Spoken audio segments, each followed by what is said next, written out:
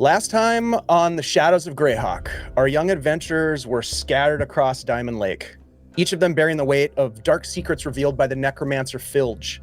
Beneath the Dowerstone mine, an evil cult stirred, the Ebon Triads, servants of corruption and heralds of the coming Age of Worms.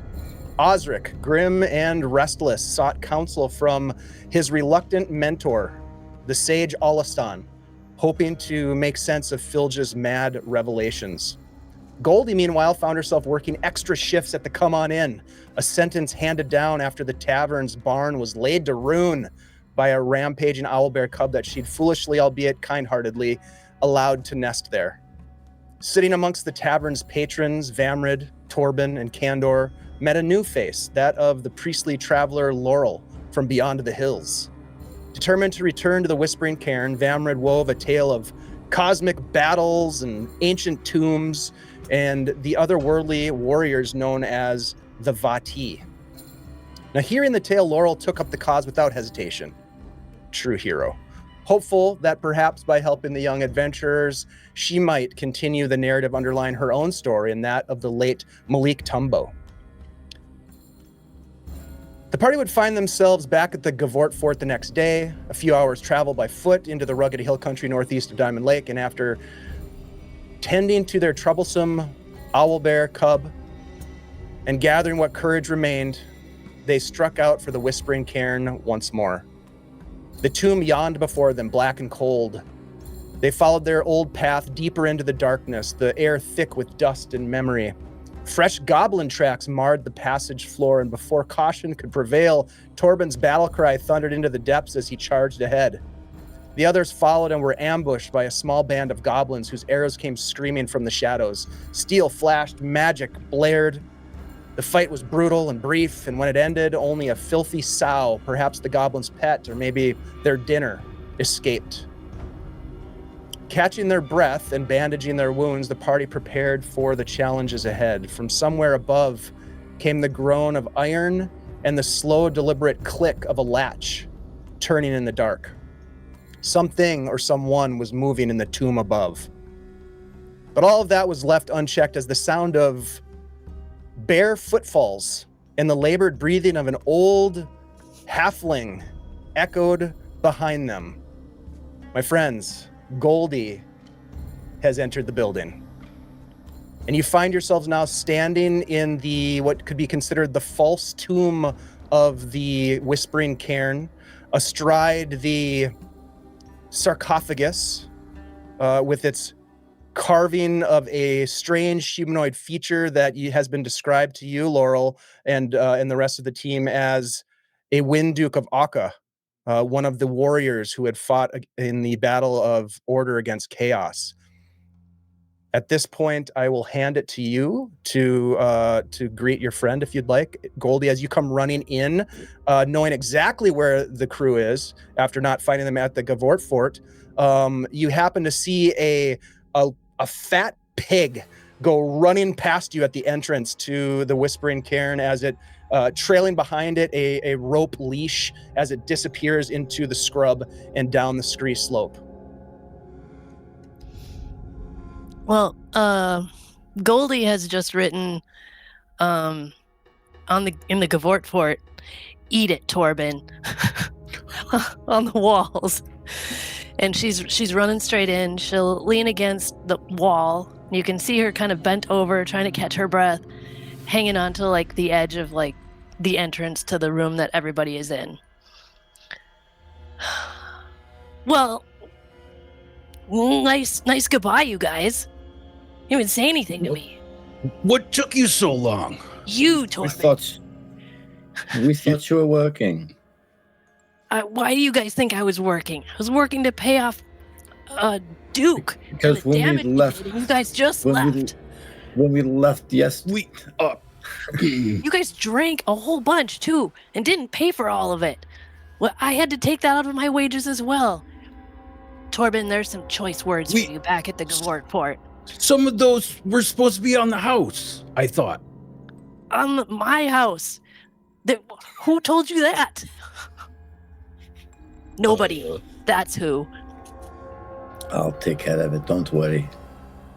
here I am, still this age. Nobody seems to give an owlbear's turd about Goldie, do they?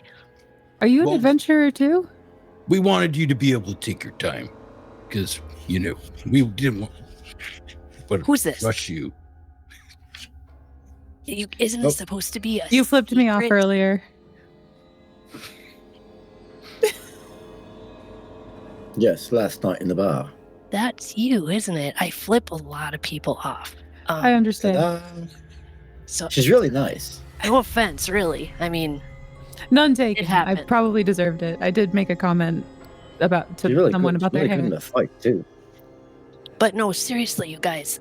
Isn't this supposed to be a secret? Well, I think these... She stops the line that she's writing in her book about all of this. She's, Oh. she's all right. She's all right. Who We are need you? we need I mean- more healing help, It still With- is, pretty much. as you know. A lot of us seem to get No. injured a lot. She's like me. She can heal. Okay, Sort of. where are you from? Like, why are you with these guys? I mean, look at them. I wove a fantastic tale of the treasures that we're looking for that are going to help us in these dark times. It was the Doom Tuba. I tagged along The because of the Doom Doom Tuba Tuba. also helped. Tuba. It was very cool looking. I'm Laurel. It's nice to meet you. Hi, Laurel. I'm Goldie. I work at the. Come on in. I heard. What really though? What brings you with these guys? I mean, was it interest in Famrid's story and the Doom Tuba? I need to talk to the Moon Meadow. The what now? The Moon Meadow. Moon Meadow. Does Goldie know who these people are, or this is? Goldie, give me an intelligence check, please. Don't sound too confident. 6. Yeah. You're not sure who that is. They certainly don't patronize the come on in. Okay. They're I don't- apparently very hard to reach. So I thought maybe if I did something interesting. You're not trying to reach them in here, are you? No. I hoped to maybe bring them something. Oh, like a treasure, like Like a something we gift. might dig up here. Exactly. Okay. To see if it could potentially get me an audience. You never know. But mostly I'm trying to compile people's stories. And she holds up her giant fucking massive notebook and kind of flips through the pages really quick, and it's filled with like terrible drawings and lines and lines and lines of writing and all sorts of crazy stuff. And This it closes is- with a oomph. I think it blows Goldie's great. She also kind of has a bowl cut too. I mean, it's Bowl cut it's- vibes. it's dirty and now kind of gray and stringy, but it's short like a bowl cut. And Yeah. I guess I don't know if you know what Goldie looks like. She's she's pretty scarred and she's really dirty, and I feel like she might have several different smells that might roll in as she also rolls in. She smells like a mixture of maybe like fried food, stale beer, Yeah. dirt, and a new scent, old people. These are all mixed together a little bit. She's got stained, ripped clothes on too, but also some leather, and she's got some weapons. And she kind of is a little bit hunched over, but her face looks her expression is very youthful. It's just her exterior seems much older to you than maybe it should. It looks weird. Are you Torbin's grandmother? Or someone's grandmother here? Oh no, you didn't.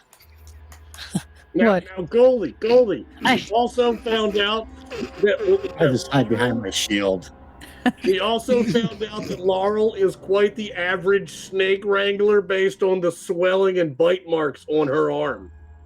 That might be good to know. That's the spiders. The spiders, yeah. What Yeah, happened? Are there spiders in We here? tried to catch some spiders, and they kind of bit her a little bit. And Just a little okay? bit.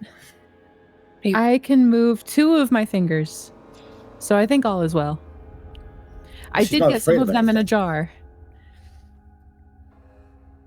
yeah, it's getting better. Well, great. Are we Just going to in eat them? case. Are you jarring them for dinner, or what? Why are they in the Someone jar? might. Oh, I see. I see. Well, welcome Curious. to the To this. whatever this is called. Yes, I'm glad you're here. I I'm do glad you're remember here. us getting hurt quite a bit before, and if you can do stuff to help us, it certainly is worth it. I can She's help. good in a fight. As long It's as good you to have don't- an adult here.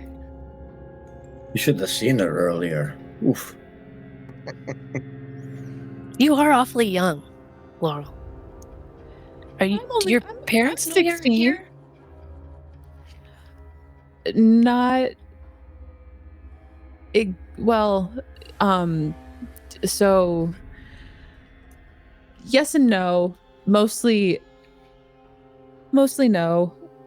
Did you run away? But yes. You did. But it's fine. I wasn't doing so well over there. Anyway, I don't think they even noticed that I'm gone. I think you'll see Goldie's expression kind of soften, a little bit. It's speaking to her need to protect, like how she protected Osric because he was weak, and she sees that this is perchance someone she needs to guard in a body fashion. Oh, you poor stupid idiot. Oh yeah, that much. She's got some Dummy. muscles on her. Well, if you want to tell me any of your stories, when we're relaxing later, ideally still alive. And That would be awesome. And I would love to hear some of yours. I'd need to fill up this whole thing. okay, well, I got a good one for you later when we're chill. I see you guys just got into something, so I'm here. I'm here and I'm ready to help. Hey, tell her the story about don't pissing off a ghost. Well, Yeah, we told her already. that's what happens when you piss off a ghost. I didn't, you know what? I think I just was a little lippy. I didn't need to be aged this much or at all. He was taking a little bit of an attitude, though. He did start it. He He did aged start it, you? you guys. Well, He we cursed could, me. now that Age. we've Oh my god. now that we've taken care of his problem that he had, we took care of that. Maybe he'll have a change of heart. Well, that was the deal. That's why I'm Yeah. friggin' here. Yeah, maybe we should go see him. And Also, it Do you was think we need to relight the lanterns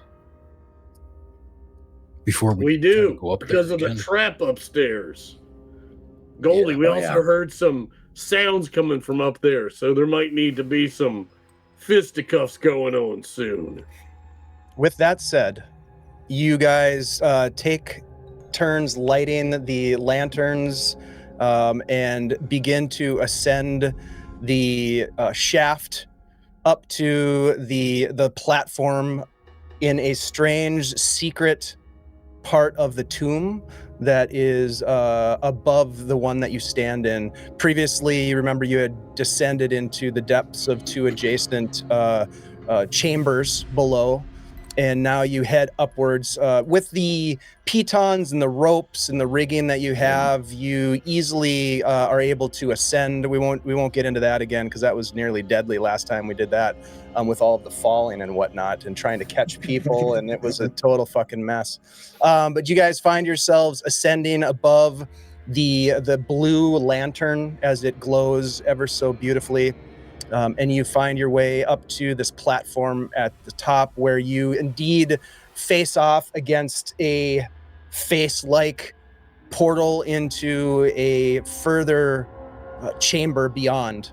This was the area, of course, where there was a wind trap that was blowing your companions off of the platform and falling 45 to 60 feet below. This, however, appears to have been deactivated. to some extent, regardless of you're not sure whether or not it's the lantern lights that you relit or not, but nevertheless, it is not active. You make your way into what we affectionately refer to as the Hall of Balls.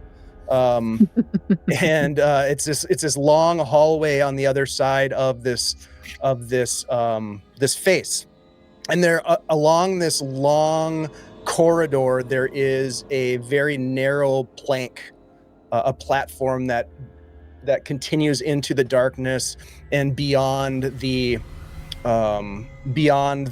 doorway across this pit, which is filled with these iron orbs. And I will bring you to that spot on the map here. Let's see. Here we go. I'm going to say that we have Goldie with a torch, and maybe Torbin with a torch as well. So you guys find yourself in this chamber here, and you can see that there are some bodies, some skeletal corpses that lay within the pit.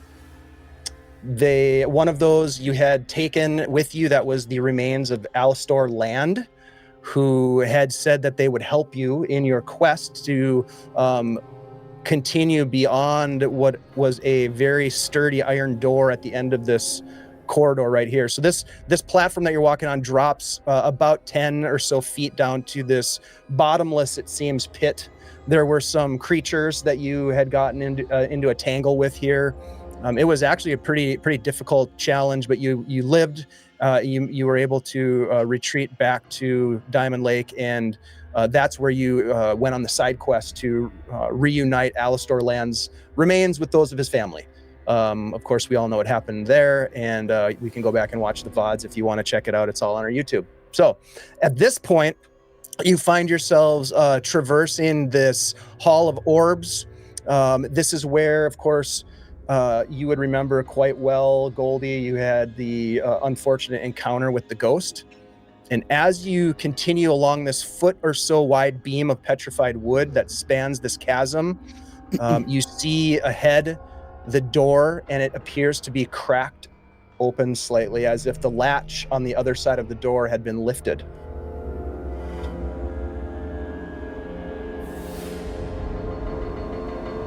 Well, our little ghost friend said he was going to help us get through here. I'm not sure if he was watching us and opened the door for us, or if something else perhaps has beaten us to it. You don't suppose he sensed that his bones were where he needed them to be or wanted them to be, and just did the thing and disappeared? He didn't do the thing though. I perhaps would agree, but we heard some noises while we were in here. So unless he just waited till we arrived as the cavalry, that seems awfully convenient. And there's no convenience in the tax code that I've been pondering over. Agreed. Taxes are not convenient. Right. It's a necessary evil, though. Yes. Well, should we go through the door? Careful, though. Yes. Yeah. Don't fall down there either, because it's just a mess. You'll never get out. Except when your friends have rope and pull you out. It's difficult, though, remember? Andy, yes. Let's just go. I'm getting ornery. I feel like this should be done already. No. Also, my back hurts. All right, so you continue on towards this doorway, and you can see plainly as you approach that it opens into a chamber beyond. Goldie leading the way here. We'll move you up a little bit, Goldie. As you get closer, you can see, yes, indeed, it opens into a cavernous chamber with what appears to be a broad stone platform. Zoom out a little bit here for folks who are watching on the stream. There seems to be ahead of you on the other side of the door, you can see plainly with your torchlight that there is a what appears to be a broken walkway a deep chasm below. There are swirling winds, and you can sort of hear just this strange whisper of voices speaking in a language that you don't know, and it appears almost as if it's coming from the chasm below. Now, there's also, I should mention, an area at the center of this chamber that's giving off some almost sunlight toned illumination. What would you guys like to do?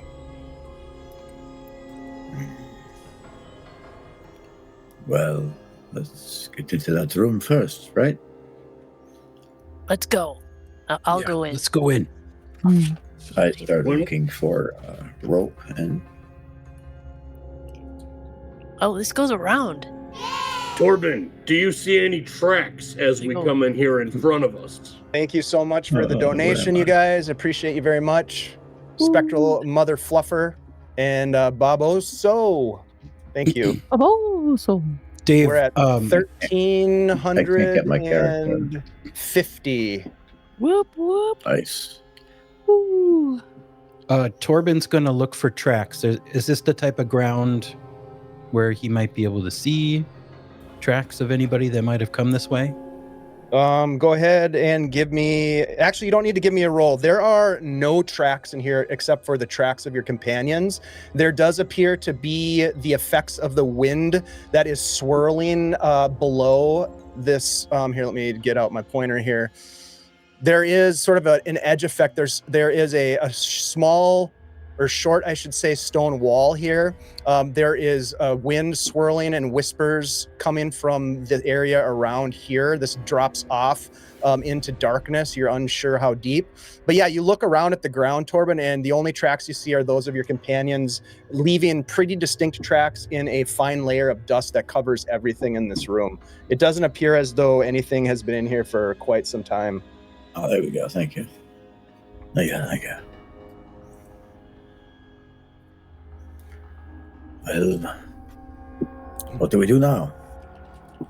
Goldie, as you head to the north in this chamber, you see on the wall opposite of the chasm, just a little bit to the north of where your token is, a bas relief, almost a mural along the wall of the chamber. Right there, right up in this area. And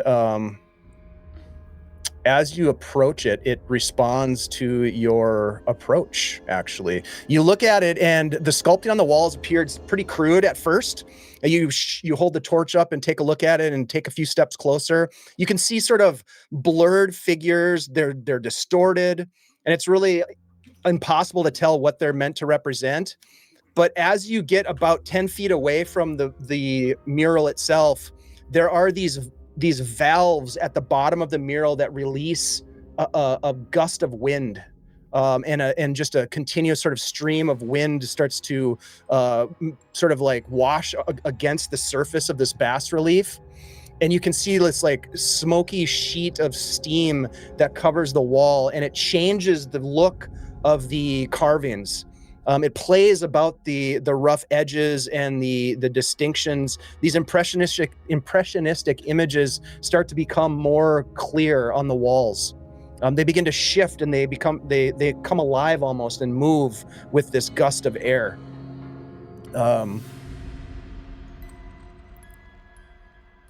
Do you take a closer look? I'm looking for that little jerk. But yeah, I think I'm interested.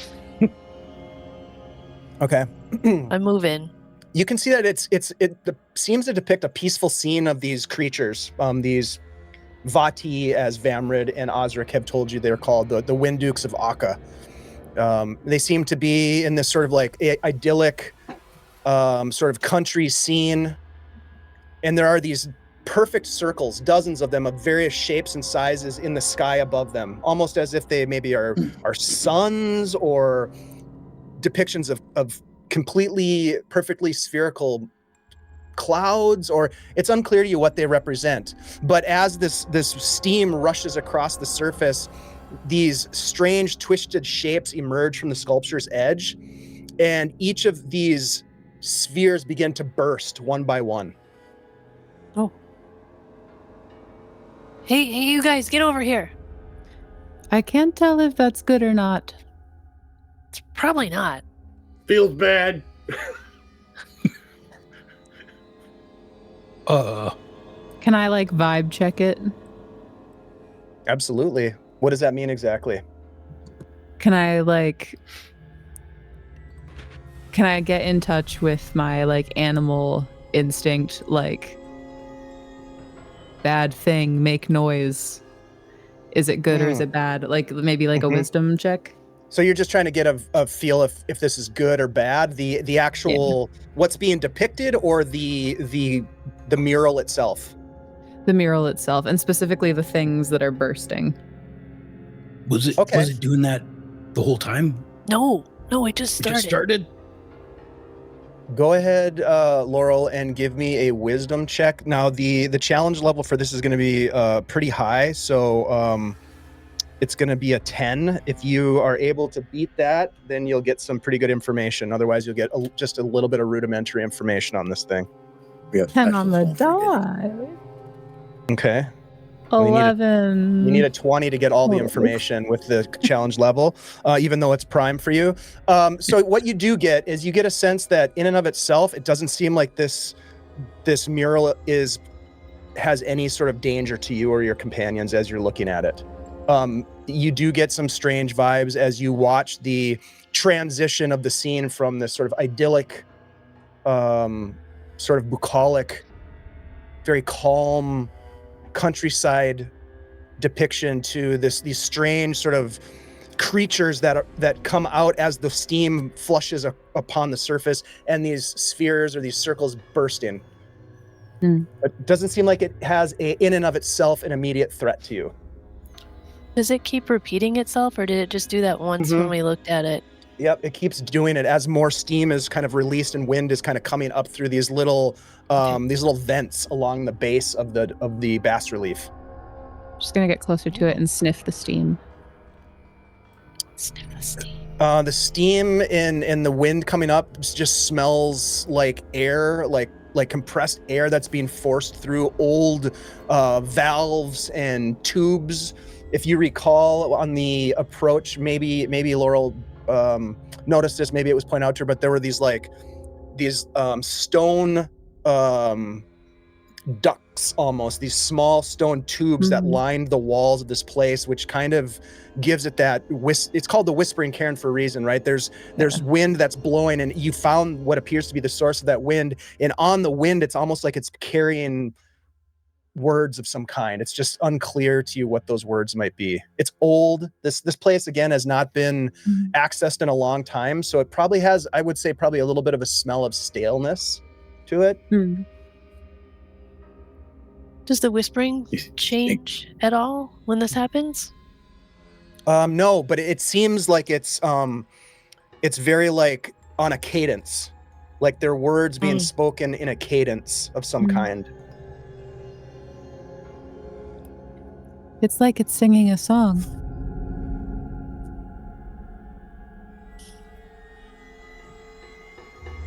We should be careful not to be pushed off of this platform, though. Yeah, don't touch anything. This place has been full of traps. Good to know. Cameron, as you provide that warning, you look over the ledge, over this little, like almost, well, for a dwarf, it'd probably be about chest high. And you look over the edge and it just disappears into darkness.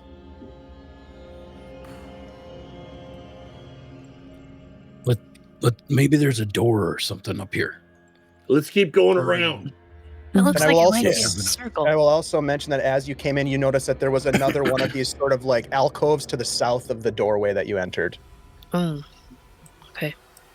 But as Torbin continues forward, you find an intact platform that heads south to whatever that central platform is. Again, that central platform, as I zoom here, has itself an illumination of light shining down from above. It's unclear, what that source of that light might be. But whereas this area over here was broken, this approach is intact. Yeah. I think we need to check all of the circle first outside, don't you, guys? That's a good idea. Sure. It's a I don't know good what that idea. thing Check in the the middle is, perimeter. There could be anything around this outside. Where's that little shit? Do you know his name? Curse you again. You better watch. Yeah, I'll shout out, Alistair. Where are you? You're gonna yell. You're shouting. Yeah. As you shout out, your voice echoes through this chamber, and there is no response to your shouting. But as you approach this other alcove, there is a similar but fairly unique bas relief that itself is carved. It appears as though there are 7 individuals that appear to be these Vati from the depiction that you've seen in other parts of the Whispering Cairn, the carving on the top of the sarcophagus in the chamber below. They appear to stand together, 7 of them, proud, noble, and they have what looks like together some sort of item that they are presenting to another one of their kind, someone that looks to be perhaps depicted as a superior or a very of high esteem. And as you get close enough, within about 10 feet of this, again, valves on the floor release this sort of warm air. The steam plays upon the surface of this bas relief, and it shows it changes the view of this, and you can see this esteemed Vati taking the staff and holding it above its head, and then it splits into 7 parts above them. That's the out of 7 pieces. We've heard about this. Didn't we find something like this? Or parts of it or something, right? I think we found a miniature version of it. That's true. In one of the chambers below, you had found a wooden depiction of the staff in the hands of a Vati statue. A placebo. So the real one. This must be like the history of them or something. These pictures, or telling us what to do to prevent something, or let's Or keep to going gather on. the staff.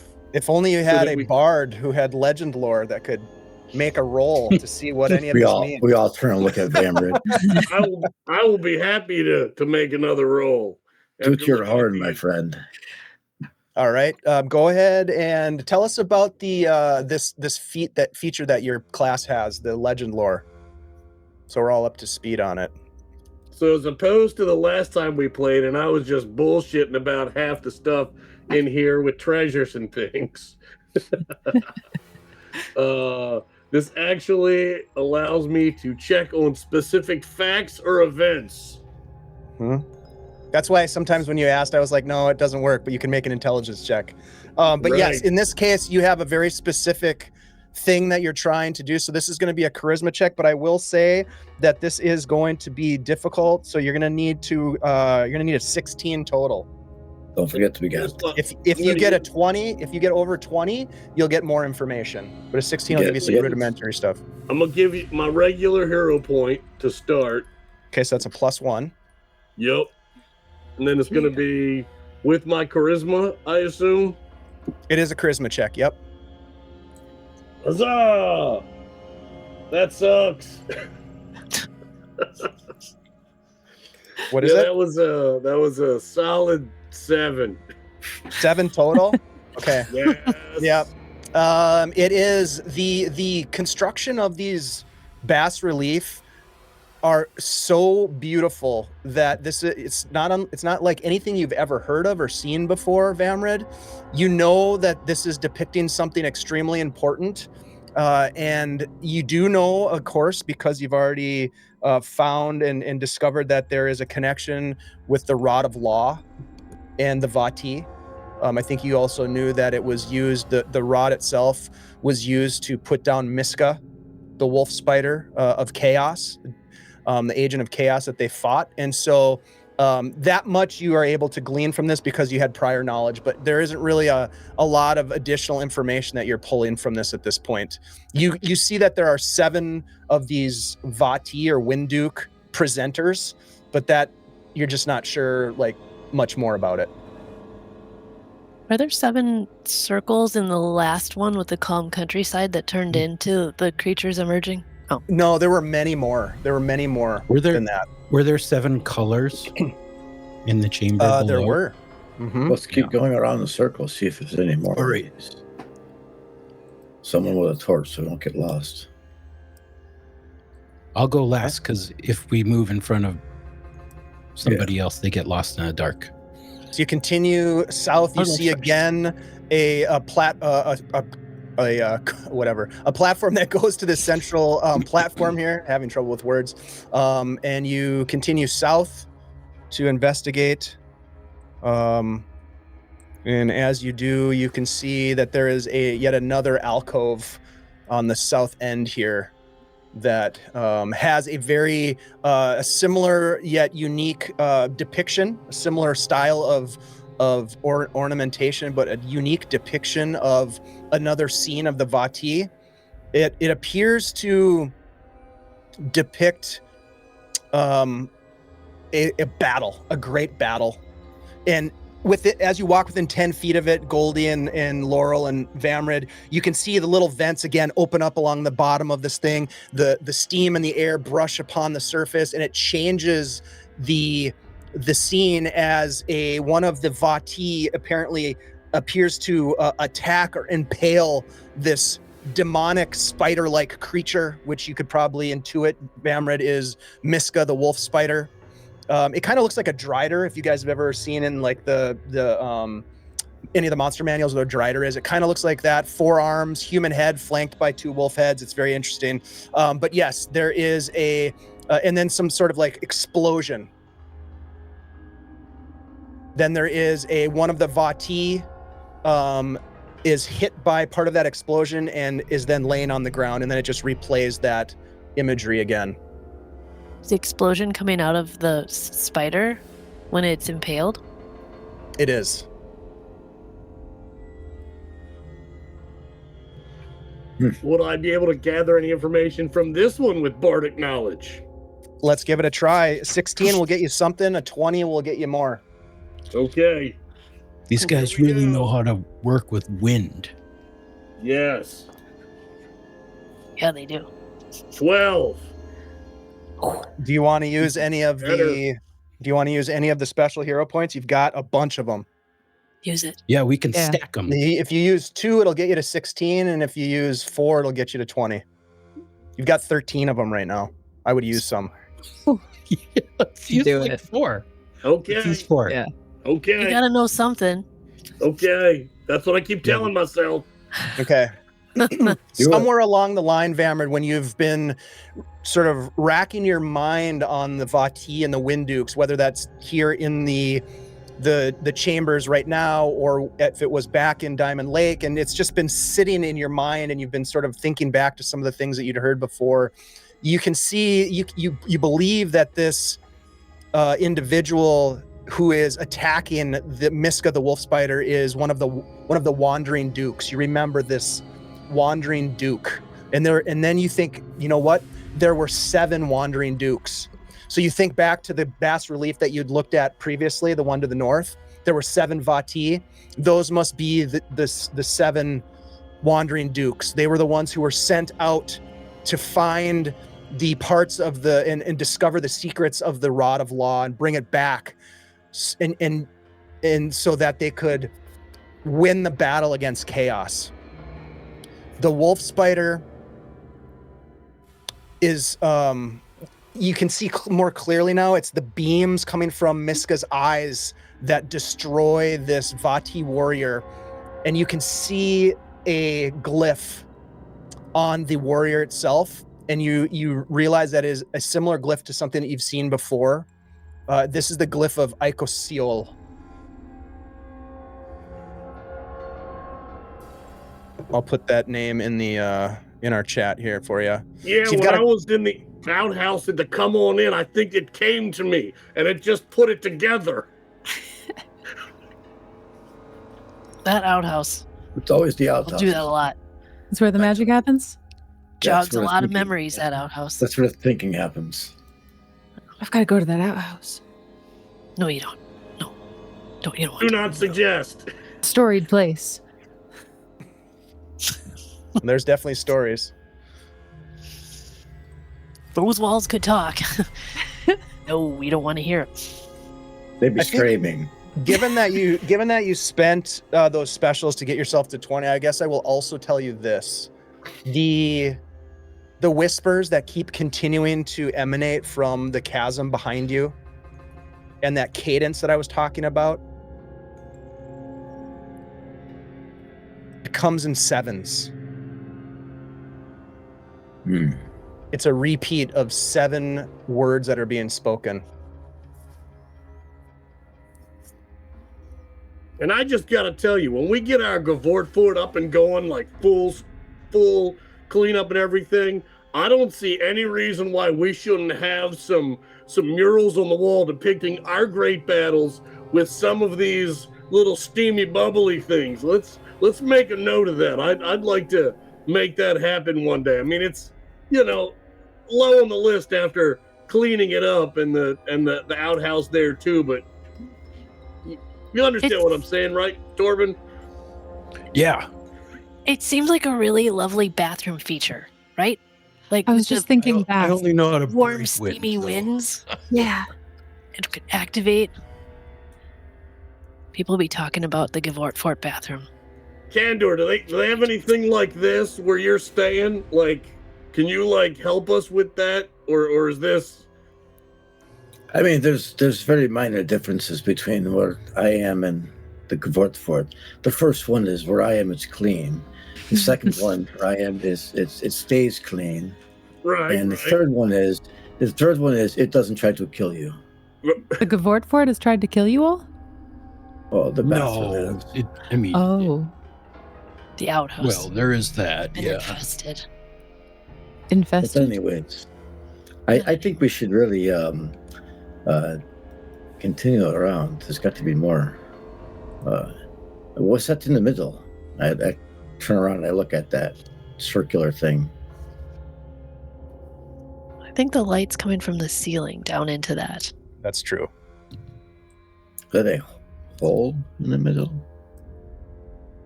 Could be.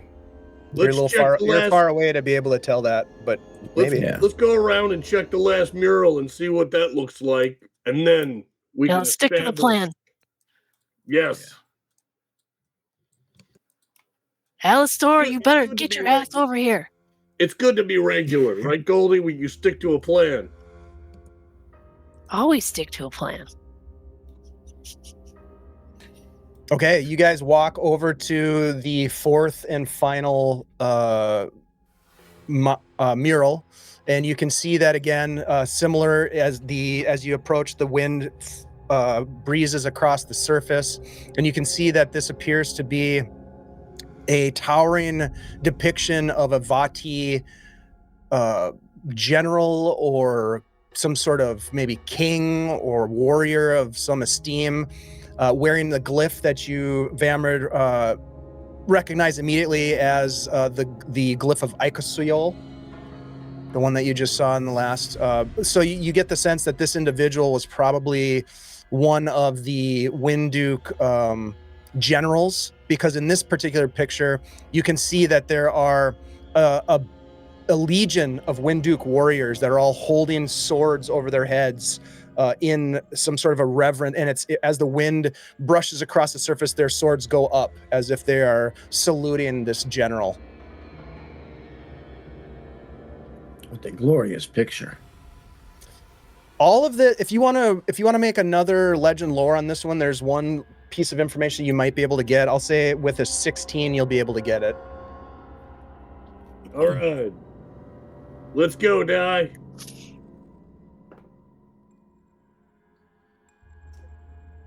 Well, I rolled a 2. Okay. Get her done. Mhm. That's not gonna, even if you used We're everything in gonna your be arsenal. here all night. Well, actually, you could. You have 9 specials if you really wanted to go for it.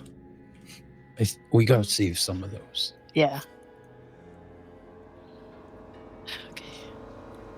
Not Have we seen tempting this enough. glyph anywhere else? Yes, absolutely. It is not the glyph that is on the tomb downstairs that you saw. That glyph is different, if you recall. And actually, here, let me show you. The glyph downstairs on the... I can pull this in here, and... So this is a image of the sarcophagus in the tomb below. And you can see that glyph on the scarab that's different than the one you're looking at right now. So the one that is on this Vati warrior that is depicted on the tomb is the one that is Zoziel, which Vamrid has already told you was a warrior who died at the Battle of Pesh, fighting conceivably for this Icosiel, who is depicted in these murals, these bas relief engravings. So different, but you have seen these at various locations within the cairn.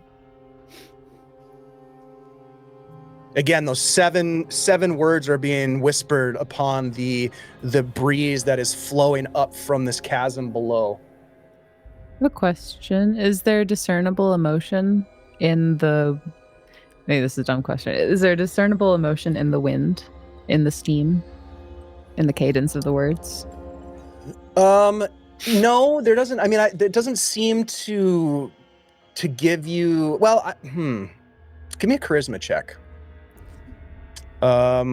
Let's call it a if you get your 15, because you have charisma as a prime. So if you get a 14 or 15, you'd get a little something.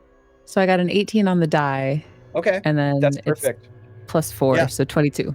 All right, that's more than enough. So it doesn't seem as though the wind is emoting, but it is saying these 7 words over and over again: Amophor, Darbos, Emoniel, Icosiel, Pendander, Okej, and Uriel.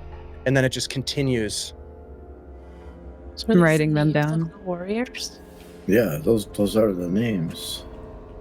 There are 7 names being names or words being spoken by the wind, so to speak.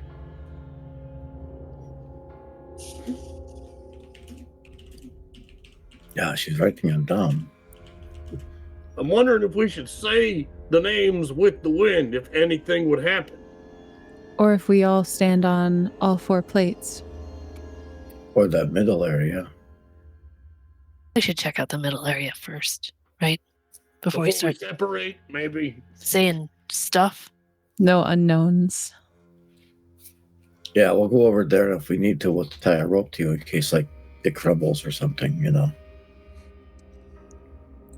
Yeah, To you the do middle. see, of course, as you've walked around this, you do see that parts of these platforms have given way, almost bridge-like structures. Mhm. And there's still no footprints in the dust. Only yours. Right. And the It's wind like is the sort of South Park blowing some of the characters dust moving our around now ships. as you've walked through. So some of your footprints are sort of being blown sort of away. They're less discernible, especially the older ones since you've come in. You've probably been maneuvering around the space for some 10-20 minutes at this point. I go over here and I draw a little heart in the dust, and then I rejoin everybody. Solid choice. Thank you. I'll You go approach. first. Goldie, as you get to right I about will. there, right about here, yeah, just back a little bit in that square. As you get right about there, you feel the winds beneath this bridge structure begin to swirl stronger and stronger. The currents of air start to gust upwards, sort of like uplifting. You can see that the hair on Laurel, you look, I'm sorry, it says Lauren on your token, but it is not Lauren, Yeah. it is Laurel. That's the Let me modern fix that. AU of this Yeah. character. Laurel. Laurel, you look and you can see Goldie's hair kind of get blown up off of her bowl cut forehead. Yeah, revealing all her old halfling wrinkles in their full glory. It's a cup now. Yeah, it's just maybe an it blows upward. my jowls up too. It makes me younger. That's true. It does. It stretches her Keep skin an eye like on when you her. stand in front of a fan and it's like blowing her skin back. And it's like her cheeks are flapping in the wind. Like a basset hound in the as wind. you do this. The winds start to gust almost violently as the guys are standing back, sort of watching this all happen from a safe distance.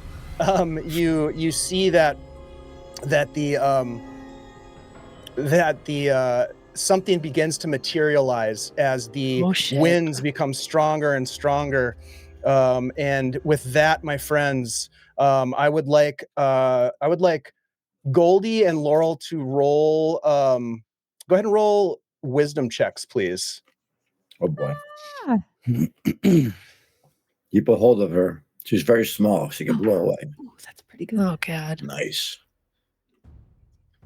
Dirty 20. Okay, that's a success. What about Goldie? 8. Okay, Goldie, a gust of wind comes billowing up and hits you and knocks you to the ground prone. Doesn't do any damage to you, but knocks you over. And as that happens, you watch as the currents of air coalesce and form into two massive creatures that stand above you, Goldie, and you're on the ground kind of looking up at them. They draw these beautiful blades from scabbards, each of them with 2 swords, and they take an attack position. And I need everybody to roll initiative, please. It's a D10. You don't add anything to it, and then update your initiative in the tracker, please. Oh shit, I just rolled a 10.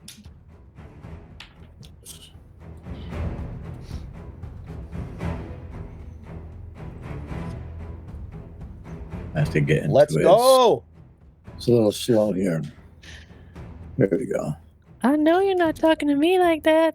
That's not it. Why did I put 10 in? I heard the number 10, and so that's what I put in. There we go. Oh, I had the same. Hey. All right. 66. So 66. Should be a 6. Where is it? Did it change? all right, you guys can figure this out in just a minute. We are going to dive into this initiative. I rolled a 10, so they are going to be at the top of the initiative. Goldie, as they draw their swords and look down at you, they step forward. And that, my friends, is where we're going to take our break. So we're going to take a quick break, and then we are going to come back, and we are going to find out what happens to our party here in the Whispering Cairn.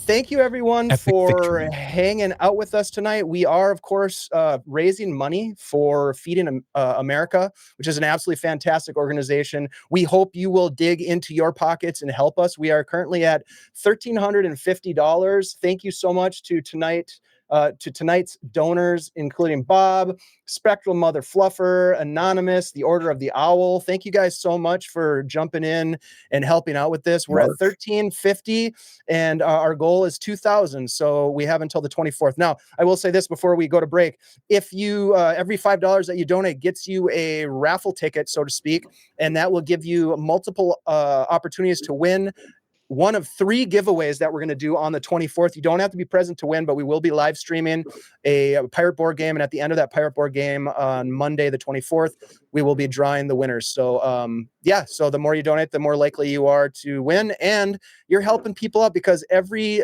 dollar that you donate helps to provide at least 10 meals. So you go ahead and do the math. It's a lot. Those people that I just mentioned and everyone else has been really stepping up to provide meals for people in need. So thank you so much. We'll be back in just a couple minutes.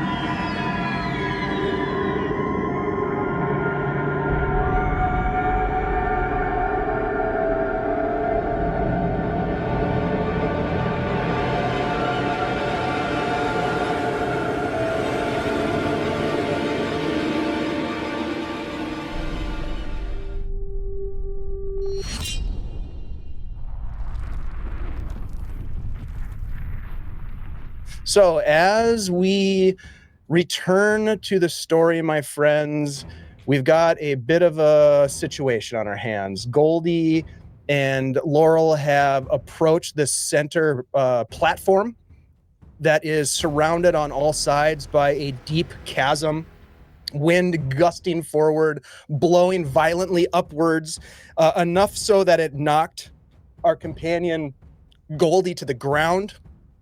And these two, I could say, they sort of would remind you of some of the elemental creatures that you had run into in other parts of the cairn, but they are formed by the wind, and each of them wearing a beautiful armor, these beautifully crafted double wielding swords, each of them stepping forward to get serious with what's about to happen here with the kid at the center here. Are we gonna sense that they're corporeal? You get a sense that they're about to kick your ass, if that helps at all. Do they look solid? Thanks. More but like you can certainly, corporeal. you can, yeah, they're about to get serious. But yes, you can try to ascertain more information about them should you want to, and should you survive this first onslaught of attacks. The first thing that happens, however, is that as these two take a step forward, these gusts of wind erupt from the chasm, and there are a total of 3 of them that come forward, each of them darting towards the boys at the end of the bridgeway. I need Vamrid, Torbin, and Kandor to each make a dexterity check, please. And you're gonna need to, go ahead and let me know what you get. We'll go with Vamrid first. Dexterity check, please. You need a 16. So close. 4. Okay. You are knocked. You're knocked prone and take 2 points of damage. Torbin, on a dex check, you also need a 16. I got a 12. Okay, so you are knocked prone as well and take 1 point of damage. And Kandor, how about you?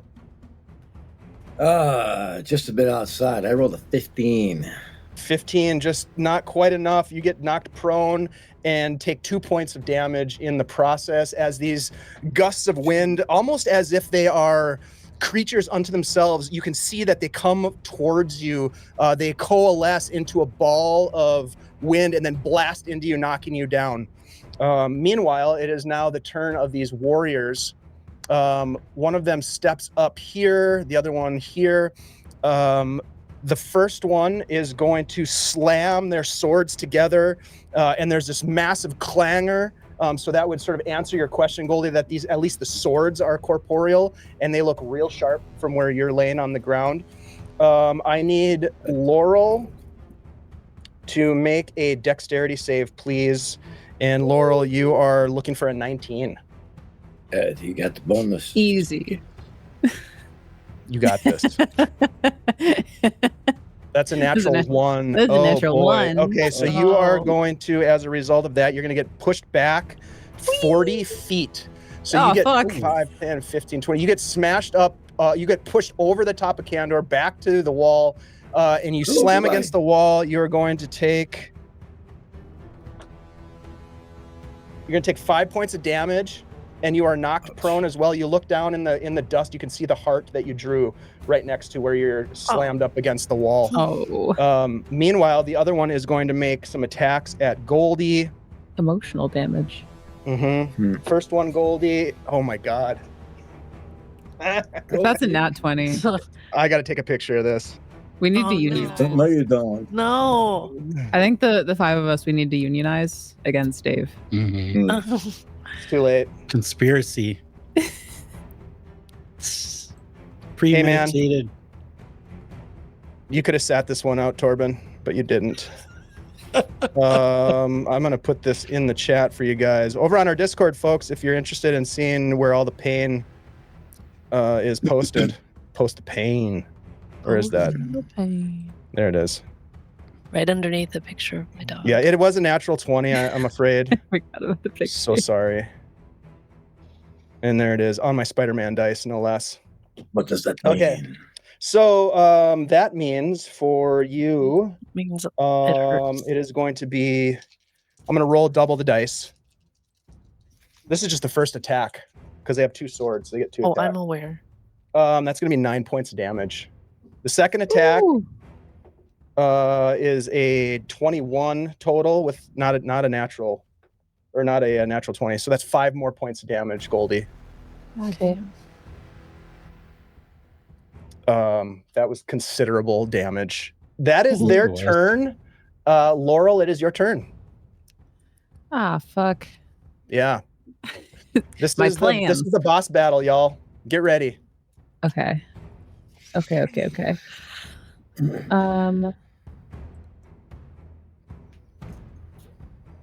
I thought this was investigation still. At a glance, they don't look. Did anything come of the wisdom check from before? What did you roll? I don't remember. A dirty 20. What were you trying to wisdom? Yes. Yeah, you did not get knocked prone. Goldie got knocked prone because she failed the that's what that wisdom was. check. Yep. Okay. At a glance, do these guys look dead? Just at a glance. They look extremely alive, and they are look to be, one of them looks to be jabbing both swords into your newly acquired companion, Goldie, who's laying on the ground with 2 swords plunged into her abdomen. Ah, shit. Mhm. Not good. Okay. What's up, Brungal? I think that Laurel is gonna kind of stagger to her feet and jolt over to, I think, Torbin, Mm-hmm. and just kind of put like both hands on his shoulders. Go and make sure that she gets out of this, all right? And I'm gonna cast Shield of the Divine upon the. You'll have to tell us So- what that does, Grace. Yeah, marking it off here. Okay, so you will get a +2 to your AC, saving throws, and all attribute checks for 3 rounds. For 3 rounds. Sweet. Just a little So the bonus. rest of his life. Cool. forever. Well, when you put it that way. That's amazing.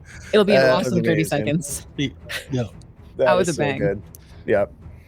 All right, so that is your turn. It is Torbin's turn. Oh, already. Seeing this, Torbin is going to fly into a rage and race off, feeling invincible after that blessing he just got from Laurel. He's just going to drop that torch. He's flying out with his buckler and sword. Can I reach them? You so. have half your movement. You can move your full movement, but you wouldn't be able to attack. You can move half your movement. So your full movement's 20. You can move 10 feet and still attack, or you can move 20 feet and get ready for the next round. Okay, he'll move 10 feet and then pull one of his javelins and chuck it at the one straight in front of him. Okay. Give me an attack roll, please. So I guess that would be number 1. Okay. Oh, pretty good. Forget what the plus is on that. Plus 17 to hit. That will hit. What are you using? All This is right. a javelin. Okay.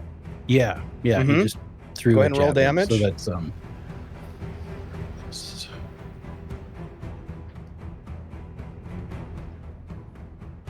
I rolled a 3 plus 2 is 5 piercing damage. Okay. You throw the javelin, hurling it across. It hits dead center and passes right through this thing, and daylight's on the opposite side of the platform and possibly into darkness. What was the total damage? 5? Yeah, 5. Okay. All right. That is Torbin's turn. That brings us to Kandor. Oh boy. Well, Kandor is going to get up and draw his sword that Vilius gave him, and he's going to run over here. I think Goldie was on the ground, right? And I'm going to kind of just basically kind of in a protective move, kind of because she's small. I'm just going to stand there, kind of protective, and I'm going to swing at number 2 with my sword. You could probably do it from right there. You probably can't stand on her. You position me where you. That's good. You're definitely within melee range. And all right, it's about time. It's going our way. That's a natural 20. Hey, all right, nicely done. Nice. Go ahead and roll damage. You can either roll the dice twice or roll the dice and then double it and then add your bonus. Double it and then add my bonus. Yep. You know what? Let's roll it and double it. Okay. And then add my bonus of +1. And that is a 6, so that's a total of 13 points of damage. Nice. And what are you attacking with? I'm attacking with the long sword that Velius gave me. That was his father's long sword. Okay. 13 points of damage. Nicely done. Okay, that's a big hit. As you come in and you swing and hit it, it takes note of you and looks over at you, taking its attention away from Goldie, which was probably your intent. Nicely done. That is Kandor's turn. Goldie, it's your turn. You have 2 swords that were just impaled into your stomach, and then they were pulled out, gouts of blood spraying all over. I feel pretty terrible. I am. Do we get attacks of opportunity here? Yeah. If in order to make a disengage, if you go to the combat tab here, that is something that you have to declare pre-initiative. So before you roll the dice, you're like, this round I'm going to disengage. Got it. So yep. I would my options right now are to swing or to run away and take attacks of opportunity. Mm-hmm. Pretty much. Well, then I'm going to swing and hope for the best next round. If you decide to, let me do this. If you decide to run instead, I would give you a +2 to your armor class, because you've got Kandor like standing over you, engaged with this creature. Totally up to you though. Just letting you know that.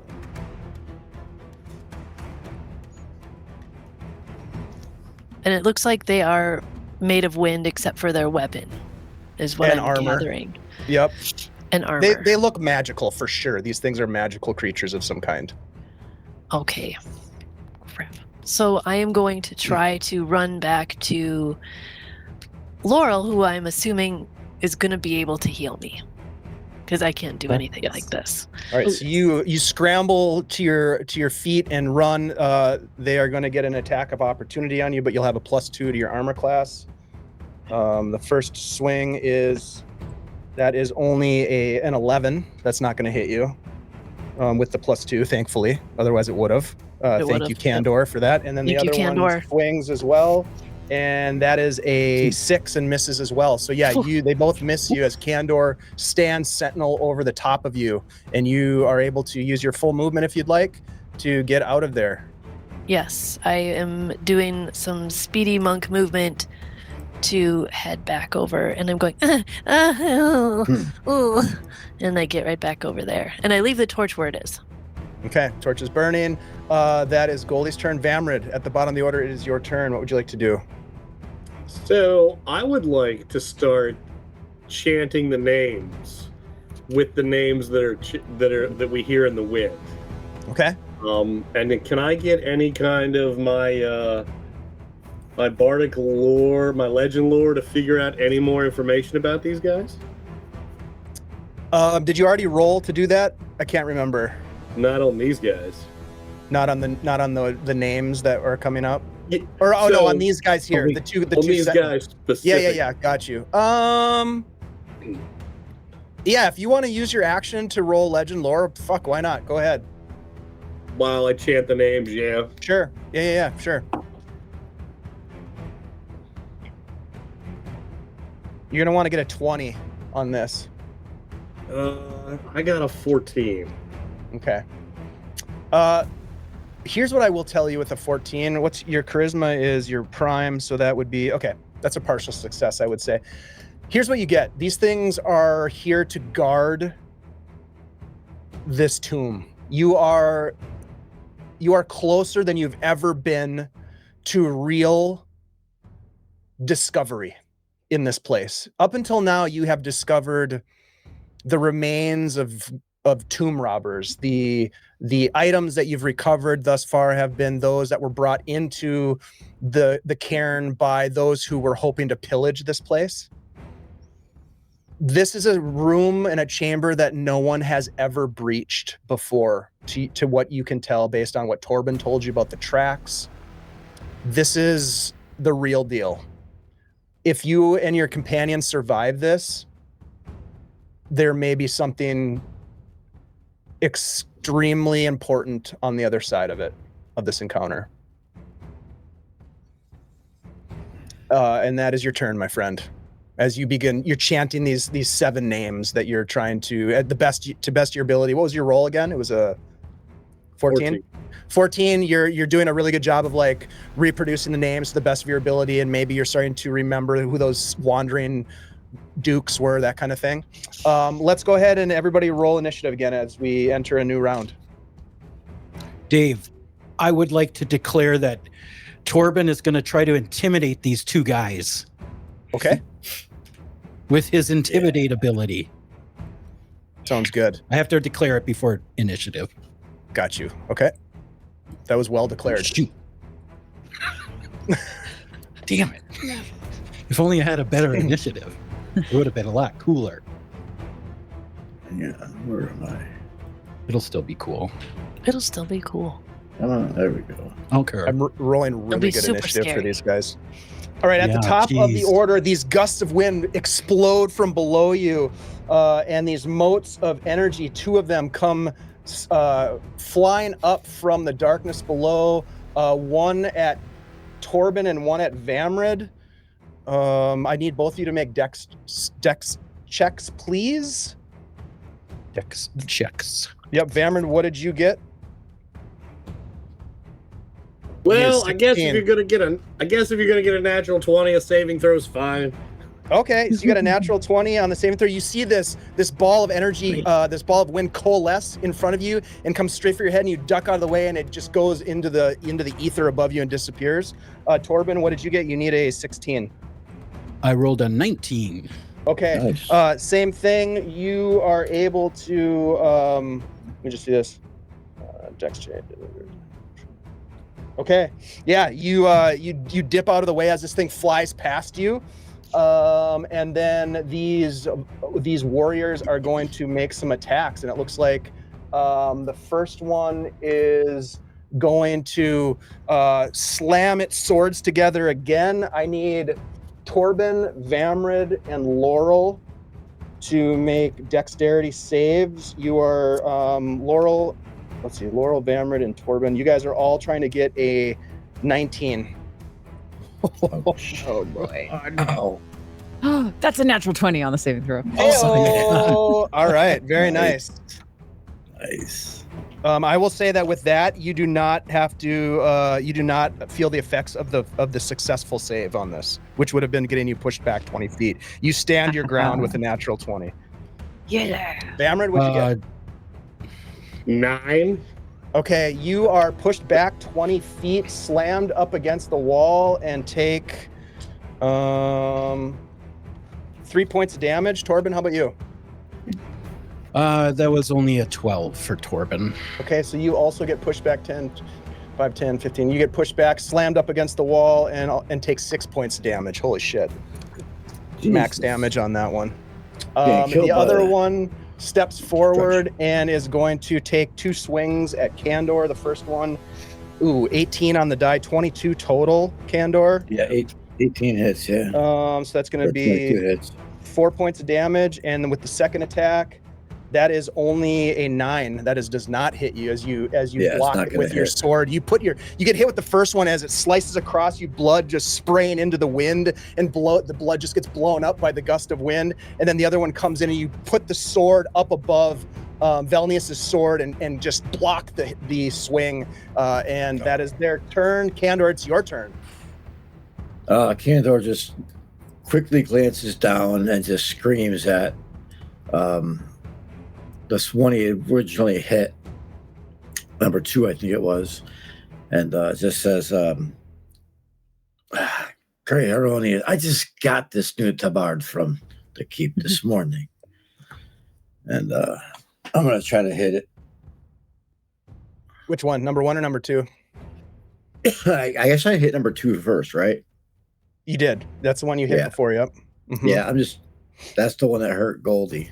Okay.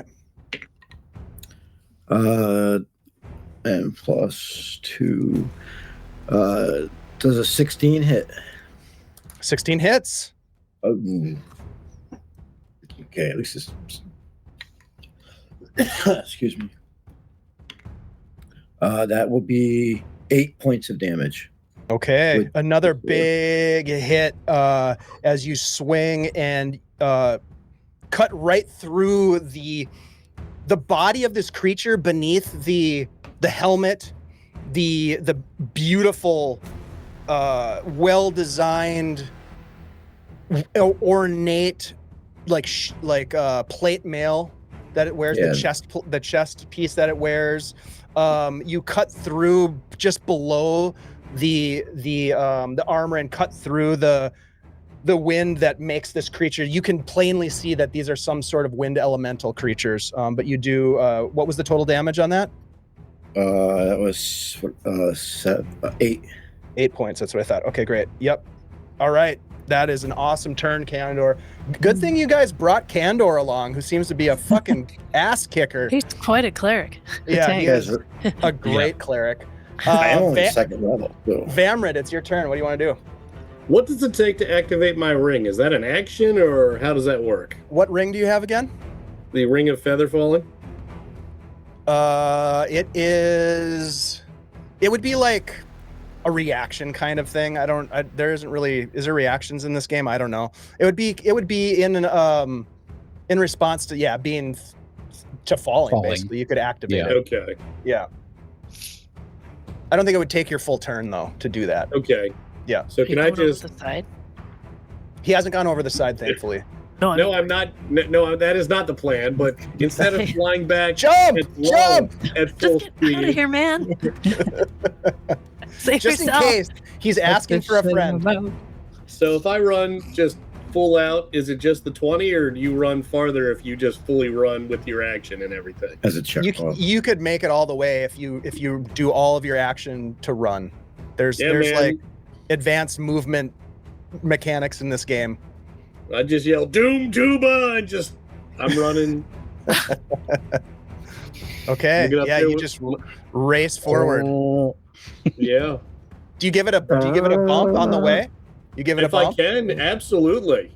Yeah, for flavor, why not? Yeah. Just echoes throughout this entire cavern. And it sounds fucking great, by the way. The acoustics in here, chef's kiss. Yeah. I may not leave for a while, guys. You may never leave, actually. You may never leave. All right, that is Vamrister. Torbin, what do you want to do? You are currently up against the wall, prone. Oh boy. I feel like I gotta try to do damage, but I'm not gonna be able to do the kind of damage I want to do. Well, you were gonna try to intimidate, I thought you said. Yeah, I forgot how that works. It just says con barbarian after the ability. Yep, so you would make a con check. Okay. Let's see. Let me look at your character sheet. Yeah, you would need to make a con check. And this is going to be a very difficult check for you. So con is a prime for you. You're gonna need a 25 to hit this. Ooh. Wow. I don't think I can even roll a 25. Well, you can try. Well, it was a natural one, so. Oh, shit. What does it look like when you roll a natural one on intimidation?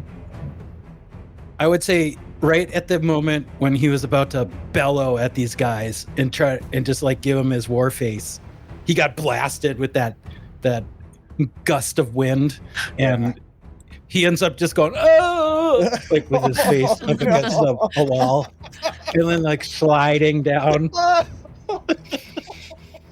Oh, that's beautiful. That vision is so good. That's so good. So he'll be like, oh, it didn't hurt. And he'll get back up and run 10 feet this way and just chuck a javelin at number one, the guy that blew the spell at him. So technically the intimidate is your action. Oh. So you'll have to wait until your next turn to do that. You can still move though. I'll give you the movement. Okay, and then I'm going to do his full movement. So I'm going to move up. Okay. Or how far can I? Oh wait, that was his action. Took so yeah, it wasn't a combat action though, so that's fine. You're good.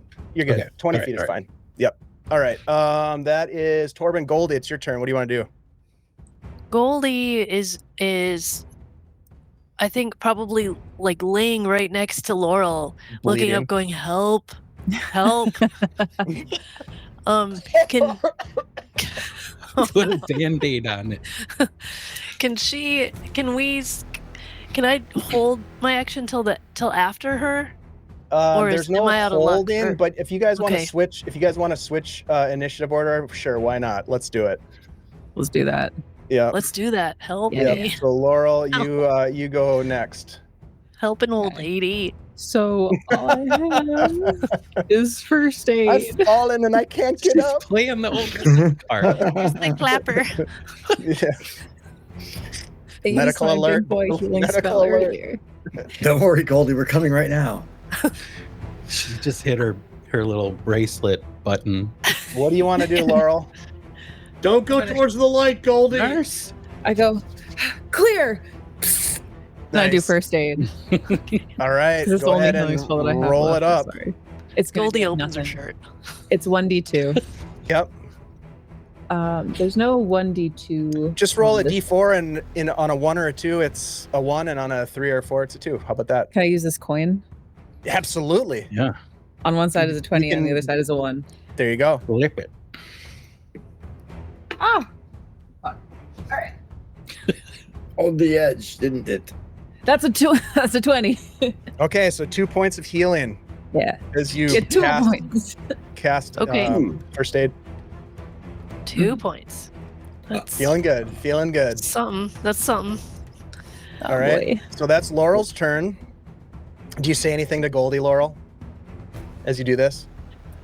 Laurel this whole time with the magic that she's been doing has been narrating what is going to happen in her story, in the story of this event that they'll tell later.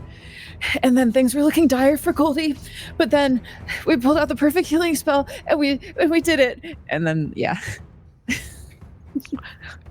It's very Okay. frantic. I love it. All right, Goldie, it's your turn. All right. Well, Goldie's gonna say, "Write this in your book," and I'm gonna get up and I'm gonna run and I'm gonna try to punch one of them in the nuts, Let's go. in the air All nuts. right. So you are going to race forward, Goldie. Your movement is 35, I believe, as with Yep. the monkish business that you have going on. Yep. But you can only move half movement if you want to attack. But you can get there. 5, 10, 15, 20, 25 feet to get there. So you'd be able to get there but not attack. Can I get there and just jump on one of them, grapple him? You can like is that an race action forward roll? and then you're going to like jump and then we're going to roll initiative for the next turn. Can we really do that? Yeah, that's what we're going to have to do if that's what you want That to do. rules. Okay. Yep. We're Yep. gonna go out in a bang here. All right, That so you rules. race forward and jump through the air, and that is your turn. Let's go ahead and roll initiative again, my friends. Oh, God, I'm Okay, rolling okay. really good initiative. yeah. I just had a good banger. I had I'm one going good up on the scale. All right, Kandor, it looks like you're at the top of the initiative. What do you want to do? Kandor is just focused on the one he's been whacking away at, and he's Yeah. just gonna say, as he's swinging his sword in a nice big arc, shield being held away to number one, just in natural training, and he's just going to be screaming at it, going, "Leave my friends alone!" And here comes the roll.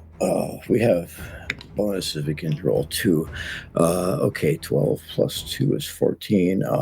I'm going to use one of our specials to add 2. Okay. Which makes it a 16. That'll hit. Nicely done. Good use of a special. See if I can. Oh, and that's max damage. So it's 8 plus 1 is 9. Very Okay. nice. Very Kandor nice. should have been a fighter. Kandor is kicking ass. This thing is looking like it is almost donezo. Nicely done. And that's right before Goldie jumps on him. That's right. But it's I mean, I'd they go get to a the- chance first. So what is going to happen here is let's see. Oh fuck. All right. Well, this is what they're gonna do. Number 1 is going to fuck it. They're gonna swing at Kandor. First attack. That is an 18 on the die for a 22. With the first attack, Yeah, that's it's- 4 points of damage. 4 points. That's my third hit on me. Second one is a 14 total. That will miss. Okay, yeah. Again, you step up and you block the second swing, and then I need Vamrid and Kandor to make dexterity saves as number 2 slams the swords together and fires a blast of air. Now, this is not good for either of you because this could potentially blow you right off the chasm into the abyss here because it's coming on a line right here. Oh shit! Oh shit! Do you guys want to fail then? Use our. Don't forget we have bonus points and stuff. So I need a dex save from, let's do Vamrid first. Vam, let's get a dex save. You're gonna need a 19. I mean, I got a 3. Oh fuck. Okay. So you are gonna get pushed. You're gonna get pushed into the abyss. Yeah, I but mean, Yeah. I activate my ring so that I Yep. don't fall down while I'm going back. Yep. Hopefully. You are going to take 4 points of damage as you get hit by this blast. Oh fuck! I definitely missed that.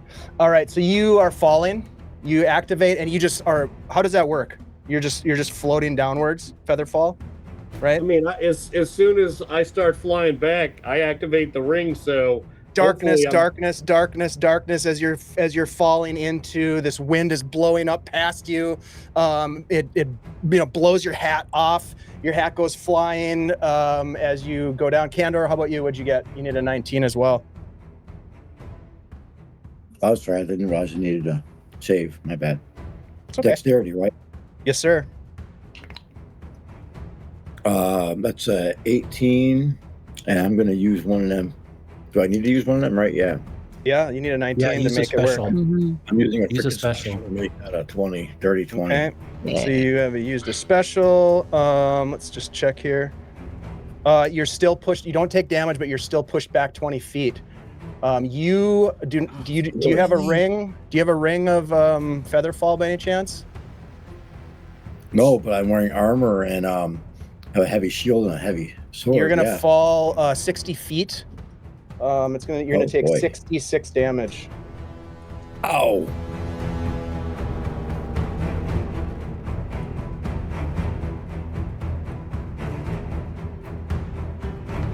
22 points of damage as you fall and hit the ground. All right, let me do the math here. 4, 8, 10, 5. It was 22. Do you have healing spells, Vamrid, as a bard? You don't, do you, in this game? There's no. Yeah, bards There's don't do that. optional rules Bards for don't it. do that. Yeah, there's also an optional rule for sound burst, but we're not using that. All right, I think I'm okay at negative 17. Negative 17. Holy fuck. Okay. Blaze of glory. I was at 15. Um, I got hit for 2. I got hit for 4. Negative I got hit 10. For 4. HP. What's your Oh, I'm con done. bonus? My con bonus is +1. Yeah, you are dead. You hit the I'm ground laying and there. die. The sword I'm just laying- rattles off and sort of like, yeah, what's the last thing as you're falling, doing that classic Michael Bay, like arms pinwheeling backwards into the darkness. What goes through your mind? As I pass Vamrid, my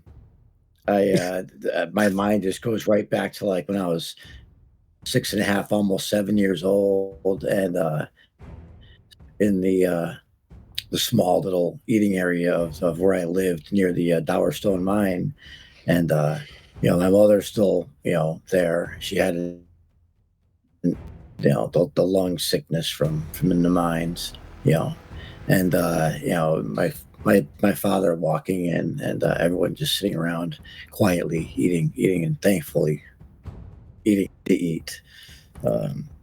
He had a good job, but it didn't pay well.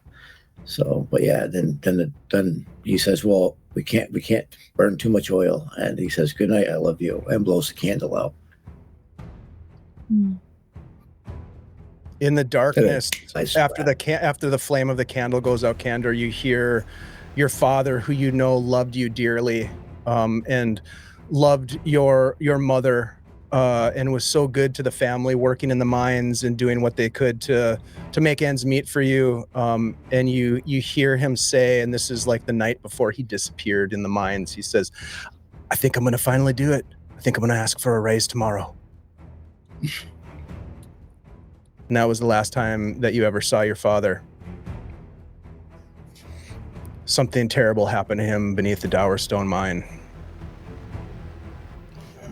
Kandor, you were a valiant fucking warrior. Oh, and the work that you've done here may save your friends. We shall see.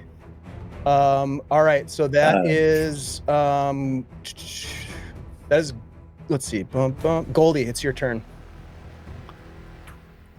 All right, well, Goldie was in midair, so I don't even know if she saw what just happened to Kandor. Totally saw it. It all kind of happens at the same time as you're leaping through the air. This Vati sentinel just slams the swords together. This blast of air sends Vamrid and Kandor toppling over the side of the bridge, and you're coming through the air. What are you doing? What attack are you making?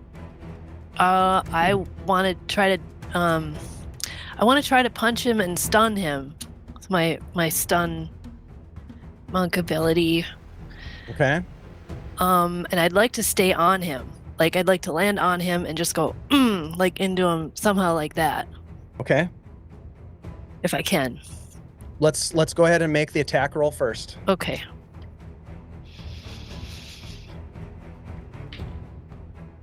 Okay, that is okay.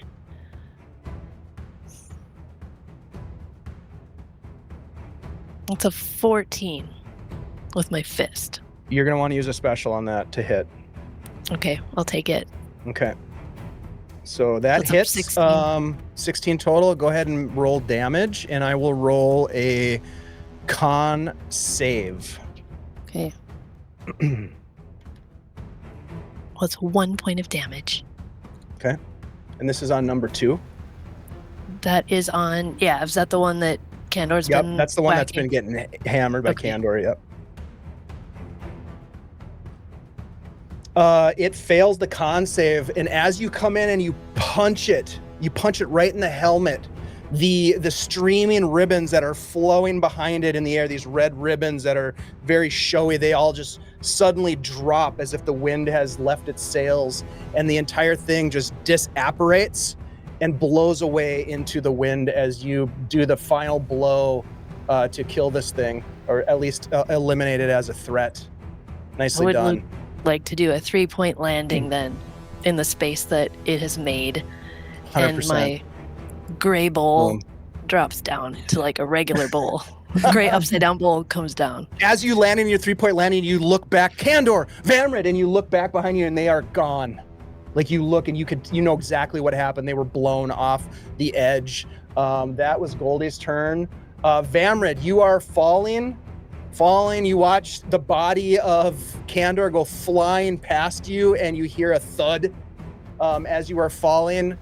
What do you know about how fast you fall with this thing? Do you know anything about this feather fall? I didn't give myself quickly- this ring, Dave. Do you want to look up feather fall in the? Do you have the PHP or no? I can look it up. Here, hold on. Not within arm's reach. No. All right, I got you. Feather fall. EF. I know the alphabet. Mm-mm. Oh, it's called Feather Light, not Feather Fall, by the way. Feather light, of course. God bless reforging things. Oh, Let's see, blah blah blah. You take no damage from the fall. 50 feet per round. So at the end of this round, you will hit the bottom. Okay. When you say hit, though, he's feather falling. Gently. Yeah. You will alight on the bottom. Yep. Question. Next to the gore of your Grace, friend. yes. The spell Featherlight affects a 20-foot diameter sphere. Is there a chance that Kandor could have passed into the 20-foot diameter sphere? No, it's not a spell, though. It's a ring. Yeah, it's a ring. Yeah, all right. Yeah. Fair. It's a ring, not a Yep. spell. I thought the same thing. Like, Unfortunately, that's already done. Remember the Good question. beautiful scene you just had about like your father? Yeah. What if we just walk it back? No. Can I Unfortunately, drink no, my but good Kandor thought. blesses you for trying. So we'll say for all intents and purposes, Vamrid, you alight on the ground and you immediately like turn and look and you can see the shattered body of your companion on the ground. Can I drink a healing potion while I'm slowly falling down? Yeah, you can use your action to drink a healing potion. Absolutely. Go That ahead and sounds roll delicious. for that. And D8, Torbin, right? it is your turn. Let me look at your character sheet here and see what you have for a healing potion. Do you know what you have? a prime- It just says sorry. vial of healing potion. Do you remember where you got that? From the beginning, I've never used it. Okay, yeah. Let's see. It's probably a D8. Go ahead and roll a D8. It'll be a cure light wounds. Torbin, what are you doing? 4 points. He's going to charge forward and buckler and sword out. He Okay. is going to take a swing at this guy. All right. Do it. That is 18 to hit. That will hit. Okay. That's a D8. Ooh. 6 points of damage Okay. with his +1 sword. All right. Very cool.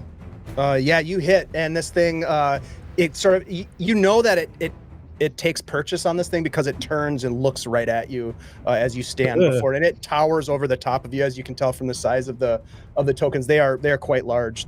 6, you said. All right. Very good. Yeah. That is your turn, Laurel. It is your turn. I mean, yeah, like just screeching Kandor's name as he like falls off the side.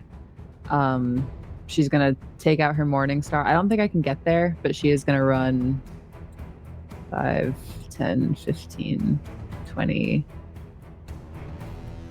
She'll use her full movement to. Can she like slide underneath him to end up like over here? You could probably know not. where this torch is. Probably not, just because this is a force of wind. So, but you could, yeah, you could get to this spot here if you wanted to. 25. Yeah, but that's your movement. You would not be able to make an attack on this round. Yeah, that's fine. Okay. All right, let's go ahead and roll. Is there anything else, Laurel? Do you want to say anything, or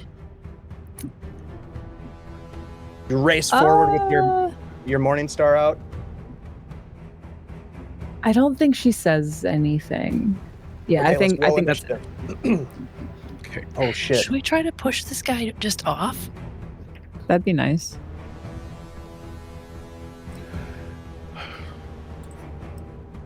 My dice are freaking hot right now. Mine are not. Mine are mediocre. All right. All right. So Vamr, it looks like you are at the top of the order, sir. You are on the bottom of this chasm. There are wind gusts that are just updrafting around you. You look over, you can see your hat has finally landed. You look over and you see the crushed body of your companion laying on the ground. Well, it's gonna take a while to climb up out of here. Is it any easier if the ring is activated? It will take you some time to climb out. It's like 60 feet. So yeah, you could it's going to take you like a little bit to get up there. You're going to have to make some dex checks to climb. So why don't you go ahead and make a dex check right now? Before I start climbing, I do just a little toot of the horn though, just so that they know that I'm still alive. Smart. You hear the toot emanate from the chasm. Given that the ring for this first one, we'll say that's still active for the first climb, I'll give you a +2 on this roll. Great. So you need a 13. Such a nimble dwarf. I got a 13. Holy crap. Hey. You're starting to make progress as you climb up. That is 1 success. We'll say you need 3 successes to get to the top. That's 1 so far. All right, that's Vamrid's turn. I should do this because I keep forgetting. There are these motes of wind that bust up, and one is going to go for Torbin. Torbin, I need you to make a dex save, and Laurel, I need you to make a dex save as well. You are looking for a 16 to be successful. Add your level. That's a 10. Well, 13 plus level. What's the total? Plus my Laurel? level. 13. You need a 16. If you use 2 specials, you could get there. Is that cool though? Do it. Yeah, I'll do it. Okay, so you are successful. You are not knocked prone. You do not take damage. And Torbin, how about you? He rolled a 14. Okay, you need to use a special, or you're going to get knocked prone and take damage. Yeah, I'm going to use a special too. Okay, you have 3 What specials are we left. doing on 3? Okay. 3 Yep. left. Thankfully, have been gifted a lot of them from our awesome supporters of this fundraising effort. So if you still want to see any of these people live, any of their characters live, I should say, you might want to consider additional donations. I don't know. Okay, Threatening the players. It is. I'm using you to earn money for hungry people. How's that sound? Yeah. Here we go. This guy is going to make some attacks. The first attack is going to be at let's see, it's going to be at Torbin. Just hit him pretty hard. That's a natural 20. Ooh. Okay. My AC is Guy. 19 right now. Yep, that is a hit. I'm going to roll twice. Roll the dice twice for this first attack. That's cocked. Ooh, that's 11 points of damage, Torbin. Torbin goes down. Torbin's down. Yeah. What's your hit point total? 10. I mean, what is it with the damage? 11. With the damage, -1. -1. Okay, so you're not completely dead. You're at -1. You are unconscious at this point. The second attack is going to be at Goldie, and that is a 19 to hit Goldie. Oh, jeez. That is going to be 5 points of damage. Okay. As it swings around, cuts Torbin down. You watch him drop, and then it swings around with the other sword and slices through you. That brings us to Laurel.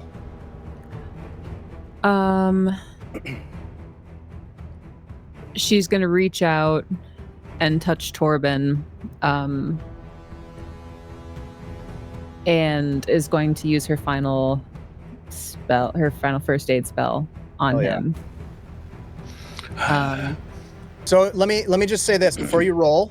Mhm. You may want to use bandages if you have them to get him to 0 hit points, because you'll only get him to 0 and he'll be stable. You still would then need to use a second action to then pump some healing magic into him. So I would use if you have a bandage. I do have a use it. bandage. I would use that. Yep. Yeah, And that will get him back to 0 hit points. She has it out. She's like doing it.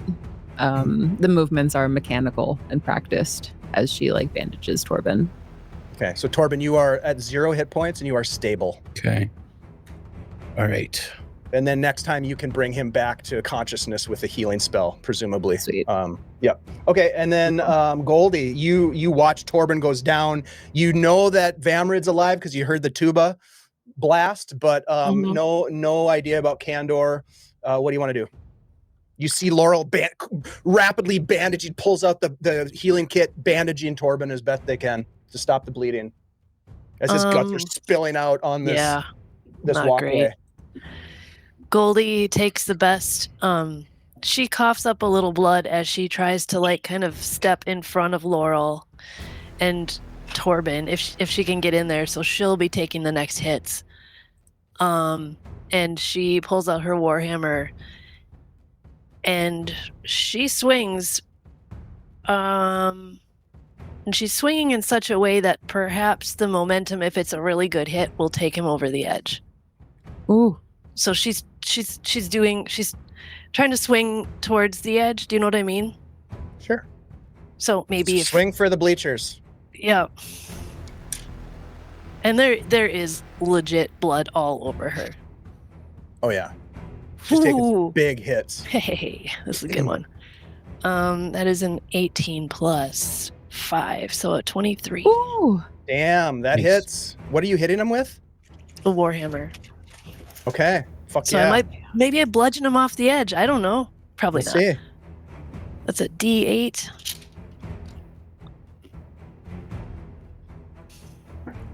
Goldie. Oh, fuck. Goldie. It's a 2 Goldie. plus Goldie. 3. It's 5 damage. 5 damage. Okay. That's pretty good. You slam the warhammer against the metal of the plate armor, and it accentuates a wonderful note to accompany the blast of the tuba that you just heard. Okay. And the thing kind of turns towards you. The intent of what you did worked because now it is looking at you and it is not looking at Torbin and Laurel. Okay.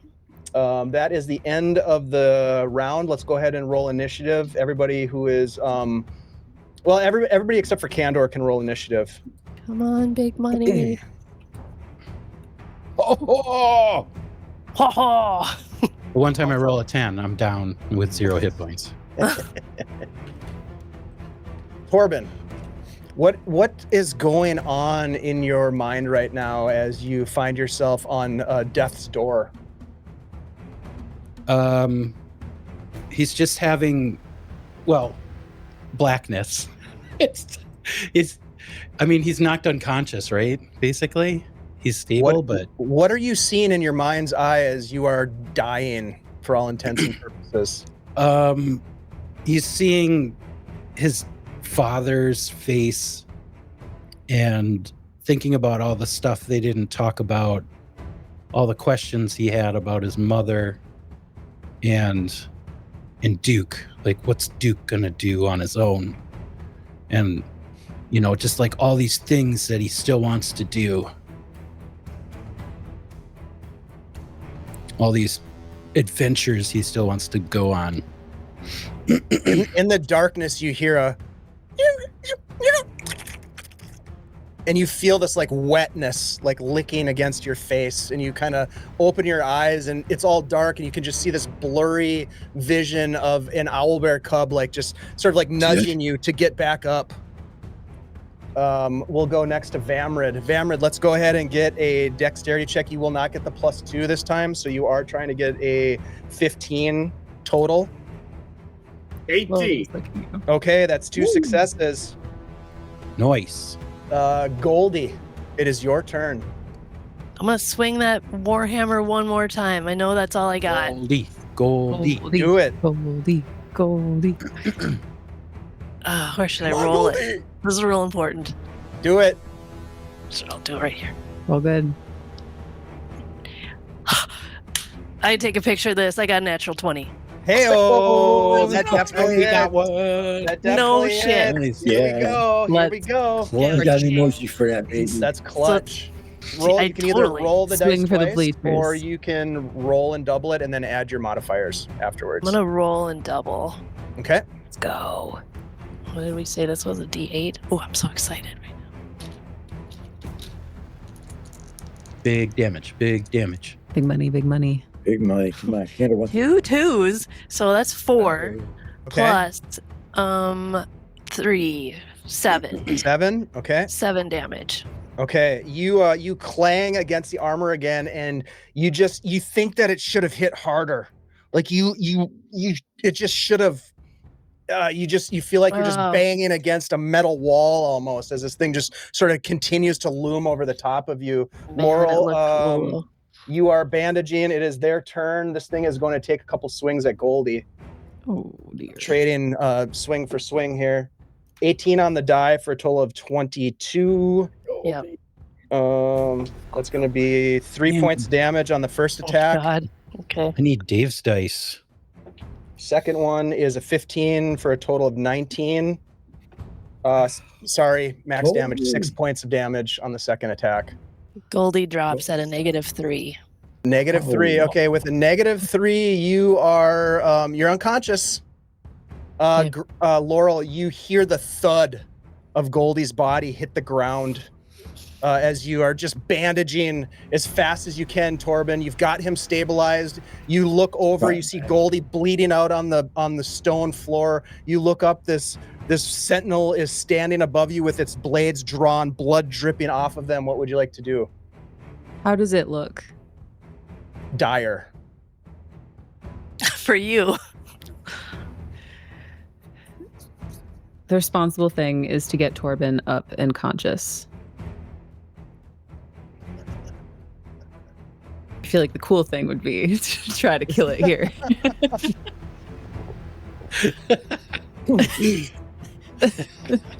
No, I'm gonna get Torbin up. I'm gonna Right. pump a first aid into him. Okay, come on. Not a Come on. first aid. Come on. Okay. 1 or 2 points. Let's do this. 2 points. That's another 2 points. There we go. There we go. Max. Torbin, It's this licking tongue of this owl bear as it's nudging you, it kind of bites on you a little bit, and it like pierces into your skin, and you wake up Laurel and you look up finishes and you can looking. see Laurel above you. It's And part you of can the also spell. see this Vati warrior standing there with blood dripping off of its blades. My friends, it is the top of the order. Let's go. Initiative. Oof. Fuck, I'm so sorry, you guys. I rolled an 8. Ooh, there we go. 9. Come on. Ooh, Torbin rolled an 8 too. Goldie Okay. rolled a 9 for whatever good Yeah. that'll do. Yep. Kandor got another 0. Mm. Kandor. Kandor. Kandor. Too Oh, soon. buddy. All right, so Laurel, it looks like you are at the top of the order here. You have just pumped that divine healing magic into Torbin. What do you want to do? This thing's looming over the top of you. You're kind of crouched down still, like below it, and this thing is like over the top of you. As you look up, you can just see it's ready to take another swipe. It is defending a tomb of an ancient warrior who was buried here after a massive cosmic battle. This is not something to take lightly. So what would you like to do? Okay. I think at this point she is going to kind of get in front of Goldie here and hit this thing because it'll take 2 rounds to get her up. So I think seeing how bad it is, the priority is like, let's get this thing down. It's real So bad. she's gonna attack You it with are- her Morning Star. Torbin is just sort of like coming to and like maybe pulling himself backward away from this thing. Goldie is down. Kandor and Vamrid have been blown off. You really don't know what's going on with them. It's just you and this massive warrior. Go ahead. Come on. There it is. Yeah. 18 on the die. Okay. That hits with all the bonuses. It's going to hit. You're swinging your Morning Star? Yep, and that'll be 5 points of damage. 5 points of damage. Okay, you swing and clang, and the Morning Star just kind of like reverberates in your hands as you hold on to it. This thing is it seems as though these attacks are not doing as much damage perhaps as they might have done. You do recall how Torbin, who was swinging, had done some pretty serious damage to this thing, as well as Kandor, who is no longer with you. That is your turn, Laurel. It is Goldie. You are unconscious at negative hit points, right? -1. Bleeding out. Just bleeding out, -3, bleeding out on the stone floor. What is going through Goldie's mind right now as she's finding herself, the life essence draining from her body? I think Goldie sees her fists out, and punching, and they are, the wrinkles are going away. They are youthful again.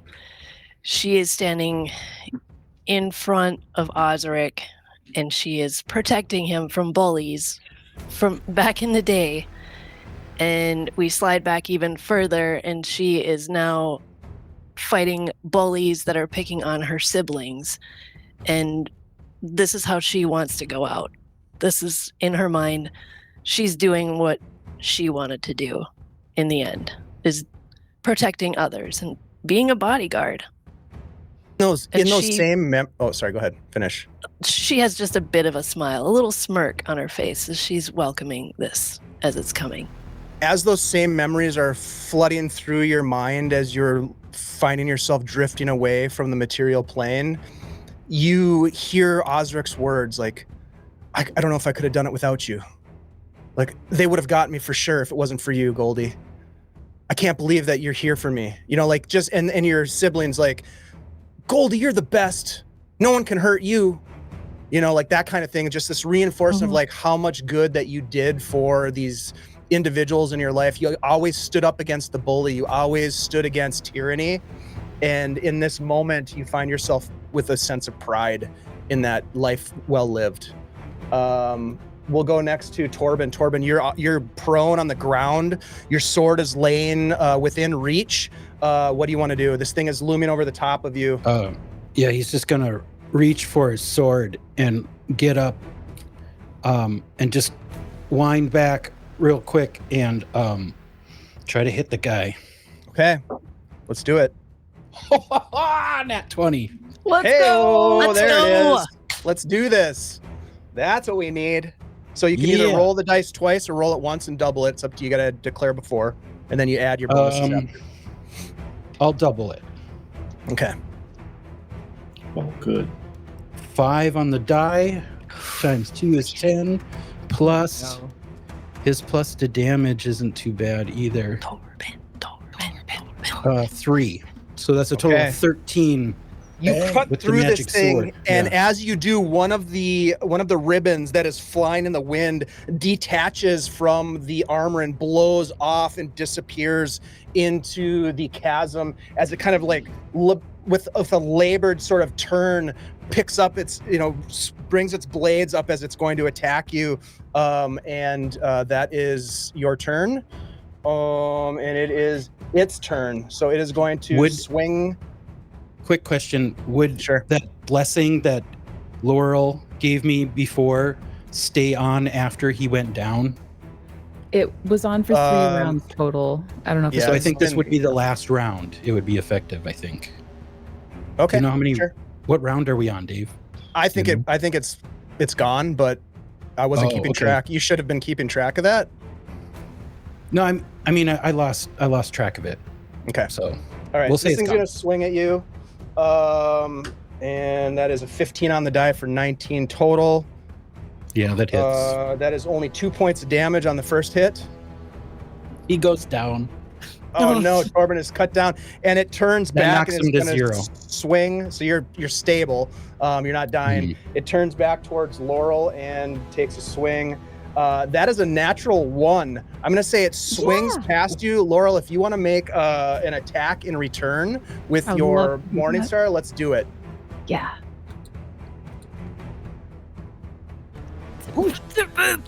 Natural 19. Okay, that hits. Roll some big damage here, please. Oh, big money, big money. Come on, let's go. 6 total. total. Bludgeoning. Laurel, describe for me how you kill this last Vati Sentinel, this Wind Warrior. I think that as it like goes to swing at her and misses, she gets her Morning Star up underneath its breastplate or its chest plate, whatever is covering like its kind of torso. And says aloud, "And the heroes made it out safe, and the cairn was made safe," and rips it off of him. And as he you do like, that, falls apart. Yeah, the armor goes sort of like pulls apart and shatters to the ground and just disappears as it hits the ground. And the wind that had empowered this elemental warrior dissipates and flies and goes into the chasm as the wind is blowing upwards. For the sake of brevity, we will say that Vamrid, you are able to make your way up. As you do, you find yourself back on the landing. Don't worry too much about the map for the moment. We'll come out of initiative here. Torbin is at 0 hit points, basically laying on the ground. You don't really know that he's stable, Laurel, or anyone else. He looks like he's dying, basically. What would you guys like to do here? Trying to bandage like both of them at once until Vamrid appears, and then she hands him a set of bandages. "Help, please. You get him, I'll get her." So Vamrid, you have some bandages. You race over to Torbin and bandage him. He's already stable. Laurel, you're going to go ahead and bandage Goldie. Goldie, you're at -3 hit points. Mm-hmm. So Laurel, go ahead and use a bandage. You'll restore 2 hit points, but you can also roll either a wisdom or an intelligence check to get a 3rd hit point out of it. And so for you, wisdom would probably be better. You need a 10 or better. Hey. Yes. Oh, yeah. All right. So Goldie is back to 0. Both Goldie and Torbin at this point are back to 0. Vamrid is there next to you. You and he are still conscious. Kandor, however, is gone. Kandor? He didn't make it. He fell down full speed. Unfortunately, I couldn't catch him. You hear this eruption of energy behind you, Laurel, and Vamrid. You look up from Torbin. Laurel, you turn around and you watch as, I guess I will take you back to the map here, as the 3 more wind elementals. Pillar, Corbin's just sleeping through it. this pillar of energy blasts through what was a hole in the floor here, right here. Mm-hmm. Blast upward towards the source of illumination above. Just this pillar of wind.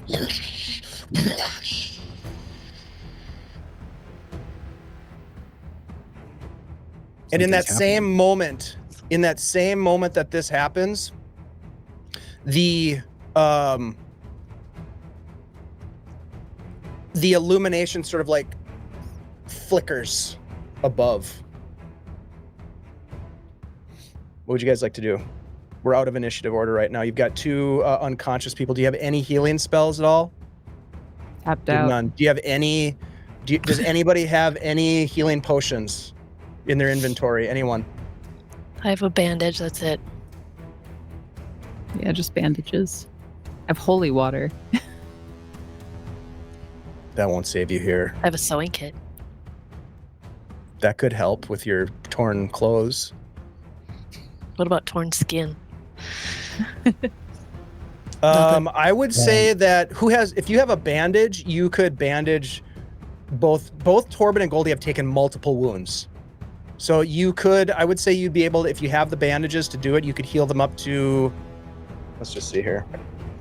You could heal them up to 4 hit points each. If you have 2 bandages each, basically, it would require. I have 5 left.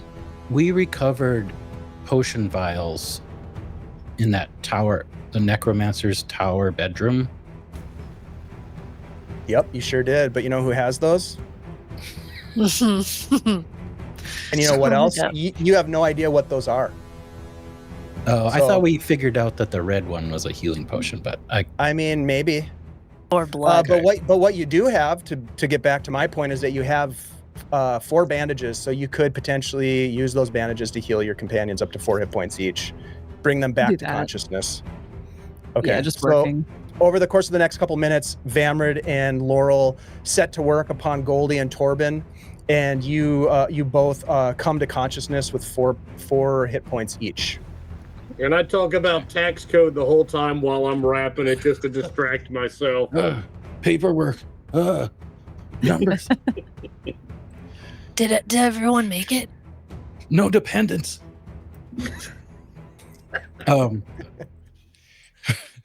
Not Kandor. Write-offs. What happened? Is it dead? It's dead. I look around for Kandor. I don't see him. He fell off the edge. I can go get him. Wait.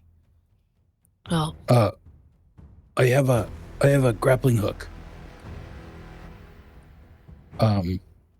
If we go down, we could climb down. Did you Well- want to rest here?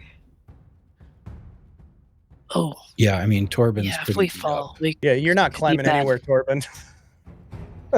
Goldie's not either. We have to bring him back. We have to bring him home. We'll bring him home.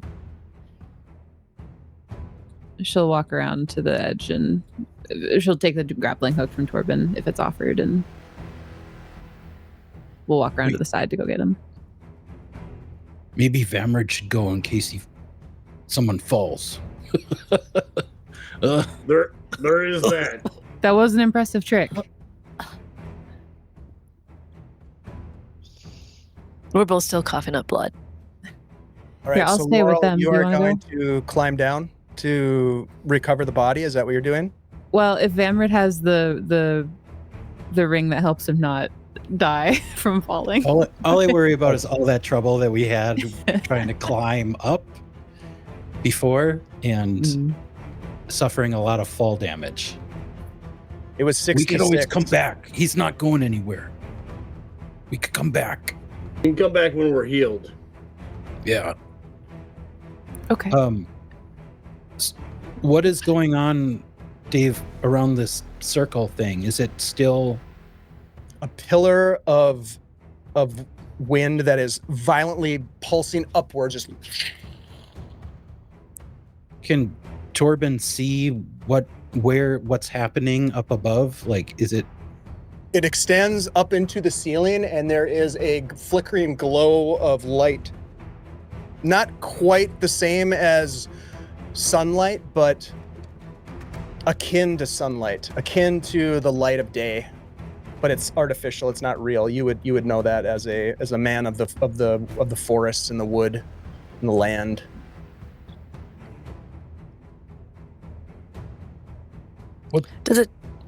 what's happening right now? Does it seem like there's light coming from underneath too? No. It's like the fastest staircase ever.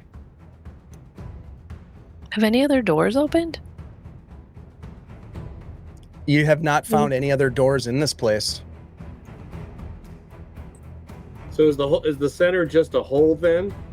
Yeah, so that center platform there was a hole in the middle of it. And when the last of those wind warriors was defeated, the wind coalesced, and now there's a pillar of wind that is going upwards towards the flickering light up above. Well, See how deep it goes? maybe we put something in that wind. See if Yeah. where it See what goes. happens to it. That might be our way out of here. It seems Maybe. crazy. Well, we just fought wind, We fought wind. spicy. This is good. I'll put my Normally backpack I'd in go it. touch it, but I'm Yep. not feeling well right now. I toss my backpack into the wind. You're Into the pillar. Yes, my full Yeah, backpack. It's heavy. Immediately when the backpack hits the pillar of wind, it just goes straight up. It's like at the bank, those things. Just like that? Yep. Pretty much. I jump on. Activate the ring if I gotta, but whoop, let's see Let's what happens. go. You step We'll see into if the he pillar. Oh yeah. Vamrid? Yes. Okay, you step into the pillar and you hear this loud whooshing sound as your body is violently pushed upwards faster than you've ever moved in your life before. But as you see this sort of like ceiling coming at you, you're about to careen with the ceiling, it just stops. And you look and you see that there is a chamber. And you step out of the pillar onto a platform. There is the pillar of air whooshing behind you. There is the opposite of this. There is a small platform that you stand on, and there are 3 short stairs that rise up to a dais. Upon the dais is a white marble sarcophagus that is generally identical in most regards to the one that was in the false tomb below, where you had fought the goblins, where you had watched as Torbin was covered in scarab beetles and then burned as he was being tormented with acid and flame. But it is an exact replica of that place. A beautiful carved bas relief on the wall behind it depicts this bald androgynous warrior wearing a simple ancient garment and wielding a mighty longsword. Upon its neck on a pendant is a scarab beetle inscription.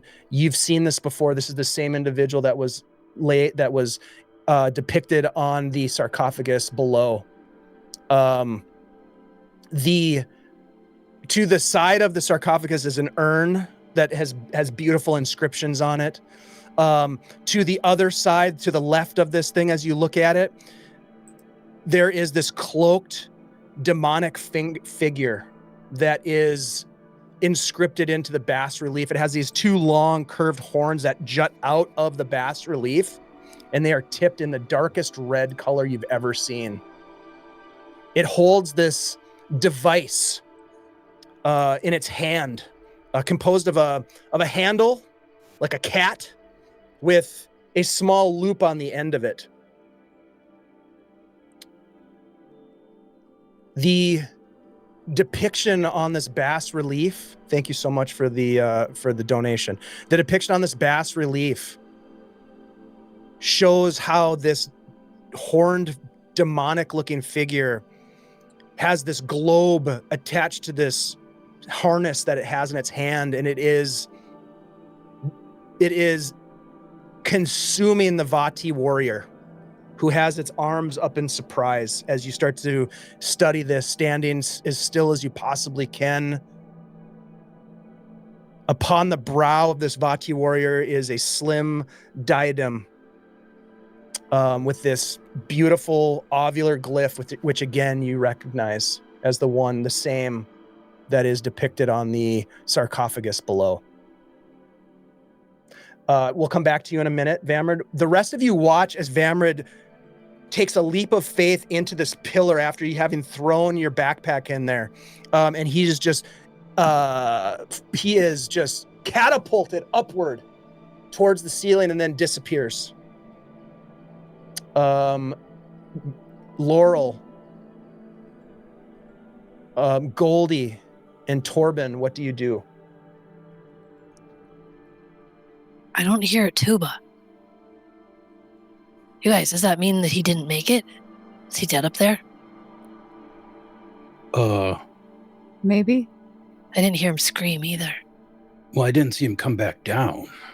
I didn't see any gore drop down either.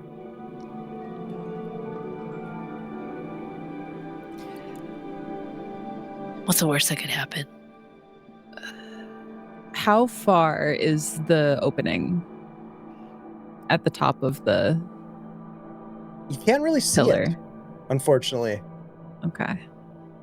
All you see is that this pillar of wind just terminates somewhere up in this kind of bright, almost day-like glow. All right. Remember when he was the first one to jump into that elevator or that thing, under the lantern down there? You guys have done this before? Remember when he was the first one to go talk to that scary guy? That scary orc guy? Whose name eludes me right now? Cullen. The knife. Cullen. Goldie runs up and jumps up in it.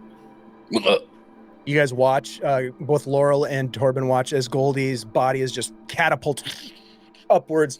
Goldie, you're flying towards the ceiling, and then suddenly you're kind of plopped out onto this platform standing next to Vamrid, who is sort of intently looking upon this the scene of this bas relief depiction, and you kind of come to right behind him. Torbin will just be like, I didn't come this far to stop. And he's gonna jump in after Goldie. Similar sensation as you're just careening forward, thinking that you're gonna get smashed, and then you're sort of pushed out of the pillar next to your companions.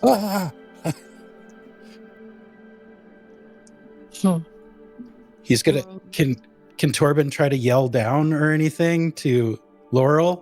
You can, but let's find out what Laurel's gonna do first. She doesn't immediately follow. I think she opens up her book and writes a cliffhanger ending to the story. All right, and then you where hear everyone you comes hear into this wind tunnel. You hear the voice of Torbin. Torbin, what do you say? We made it. We're up here. You can jump in if you want. She smiles broadly. Looks like the wind was fine, and she jumps in after them.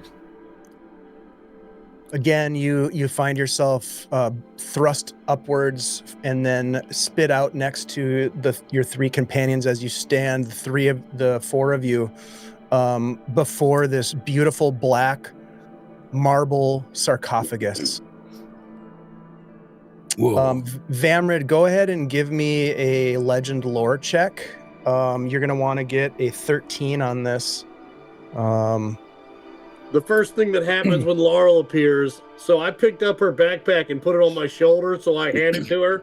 Because she gets up there and I'm just holding it. I'm like, here you go. Thanks.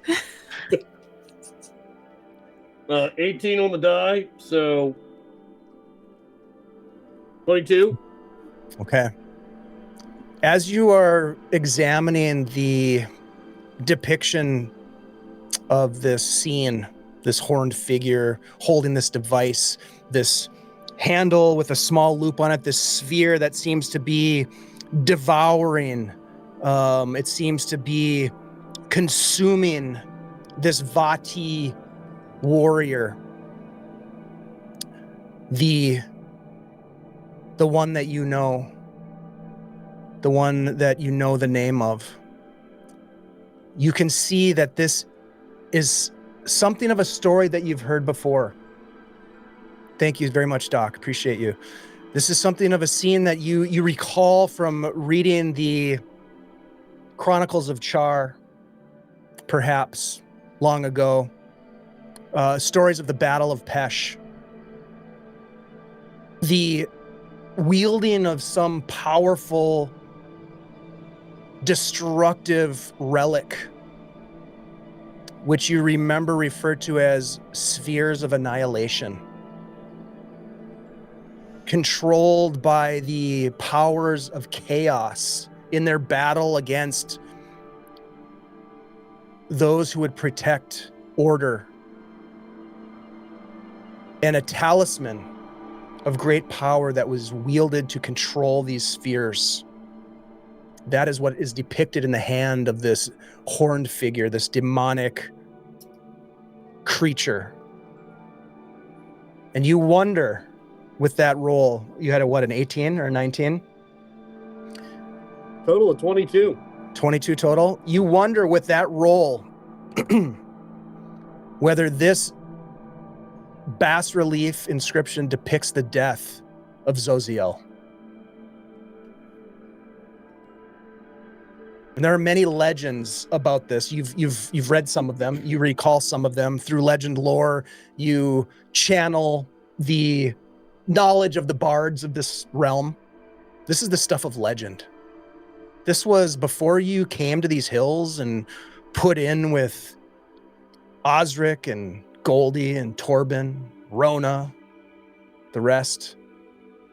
You never fathomed that you would stumble upon something as significant as an untouched tomb of a Wind Duke warrior.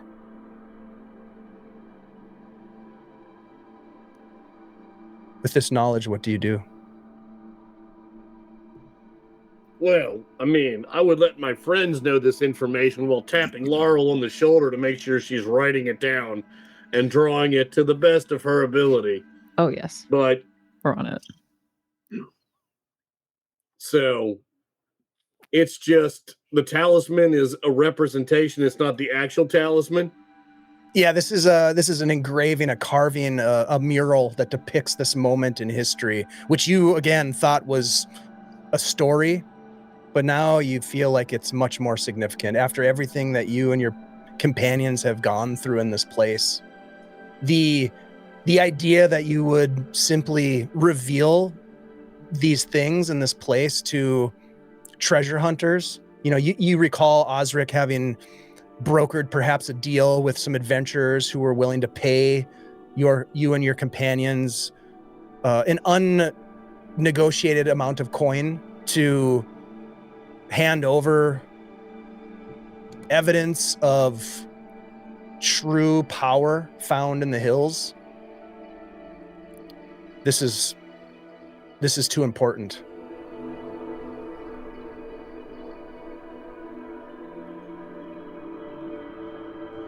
It bears further research and investigation, I believe, friends.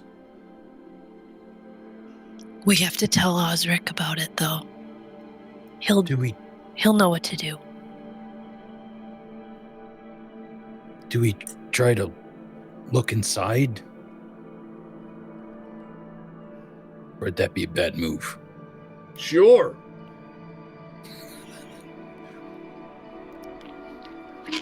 We gotta know, right? I'm curious. Goldie coughs up just a little bit of blood. Well, do we think we should do it right now?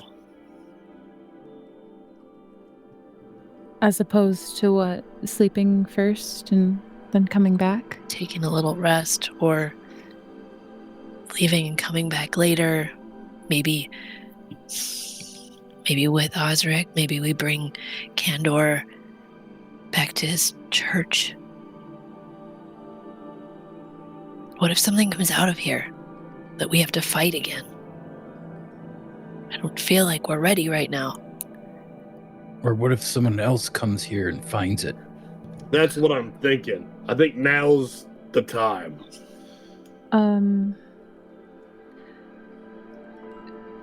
Torbin has a crowbar.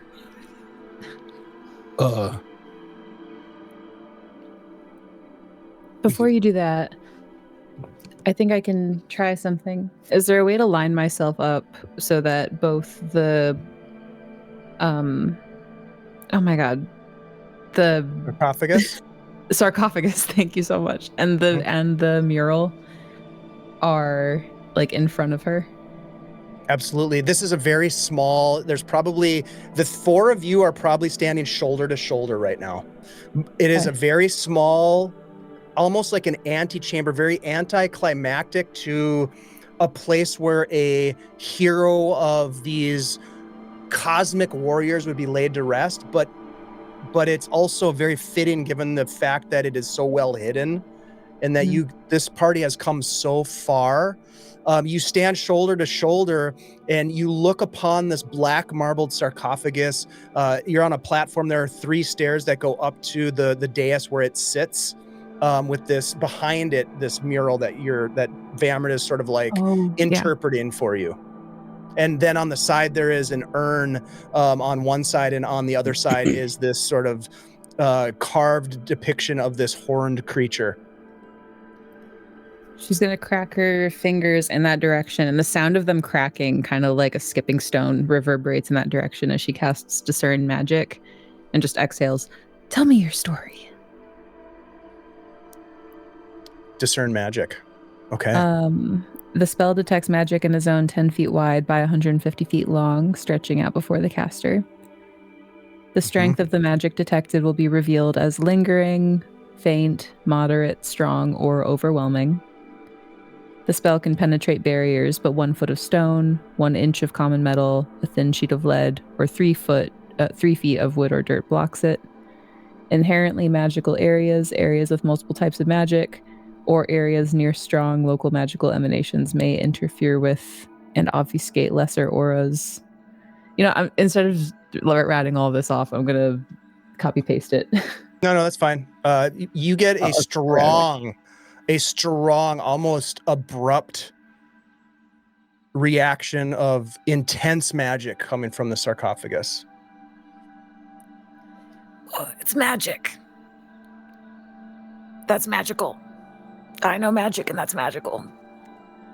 It's really magical. If there's someone inside, we can talk to it. There's something inside. From your Hand me that position crowbar. where you're standing, you hand Vamrid the crowbar, and Vamrid, as you take a step forward onto the stairs that lead up to the dais, you can see first of all that there's no obvious seam or it seems to be one solid piece of marble, this black marble. You take a step forward, you take another step, and as you get to the third stair, the bas relief behind it animates, and there is this magical aura that steps forward from the bas relief, and it is the perfect representation of this smooth-skinned, tall, hairless Vati in these beautiful gowns, this scarab pendant around their neck with the inscription that you've come to know in this short time that you've explored this Whispering Cairn. It steps forward and raises a hand, and it says to you, "Set my name upon the wind, the Vati champion here laid within." And then with that, it and disappears back into the bas relief carving.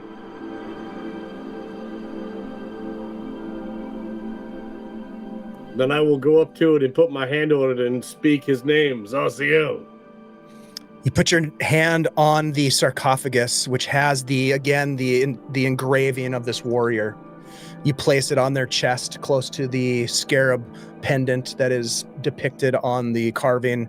And as you say the name, you watch, and the rest of you see as this bright blue line of light shines around the sarcophagus lid to expose a seam between the lid and the sarcophagus chamber. Get that crowbar in there. That must have unlocked it.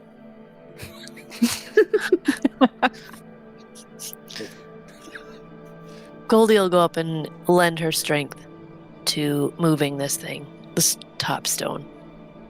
Okay. With the two of you, Goldie and Vamrid, leveraging the aid of this crowbar, having spoken the words of this honored Vati warrior's name, you hear the grinding of stone on stone as you push the sarcophagus lid to the side just enough so that you can look inside. You see a pile of dust. And at first you think, fuck. But as you look closer, the light glowing in this chamber, you can see a couple of things. There's no body. It has long since turned to dust.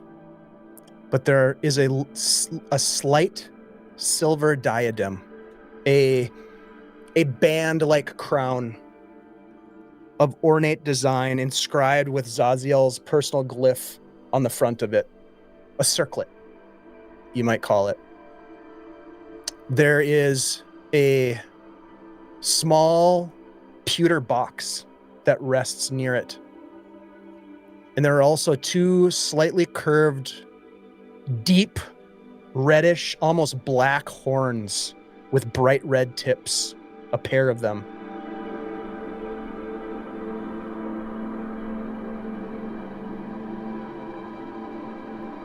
Does any of this look familiar to anything I've read before, Bardic? You look up at you don't need to roll anything. You look up at the bas relief behind the sarcophagus again to sort of like look upon the image of Zaziel, and you can see Zaziel has this circlet depicted in the engraving on the wall. The other items, it's unclear what they are. I will say this, the horns match those that are depicted on the demonic creature. Mm-hmm. And then this pewter box that sits there. I would say it's kind of like, as an example, it'd be sort of like the size of a shoebox. I mean, we gotta look in the box. What's in the box? What's in the box? Open the box. You reach in to take these items? Absolutely. Okay. You first pick up the pewter box. And as you take it into your hand, Vamrid, you look at it and it has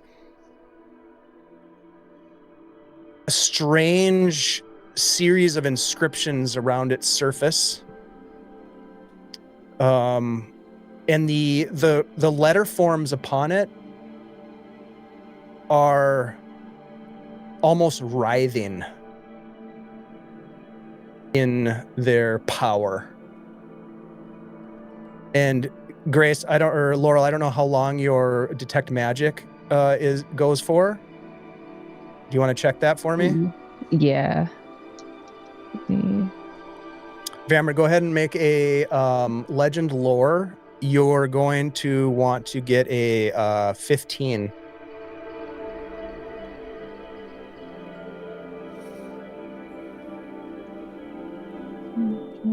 You have 3 specials you could leverage for 6 more points. If you want to use them. 3 minutes? Okay, this thing is giving off a lot of I would call it probably transmutation magic. Do you want to use Vammer? Do you want to bump that up with those 3? Use those 3. The 3 would get me there. Okay, so that's the last of your specials. You use them well. Thank you to the chat for making donations to the Feeding Hungry Food fundraiser. Not only have you helped our party here, but you've helped feed a lot of hungry people, so thank you for that. A couple of things. As you dig deep, Vamrid, into the well of knowledge that is this sort of collective conscience of lore that you and others of your kind are able to tap into from time to time. Perhaps it's something you've read or studied. Perhaps it's just something you've heard in a story or a song. But you identify these glyphs, these writhing letter forms, as glyphs of the Queen of Chaos.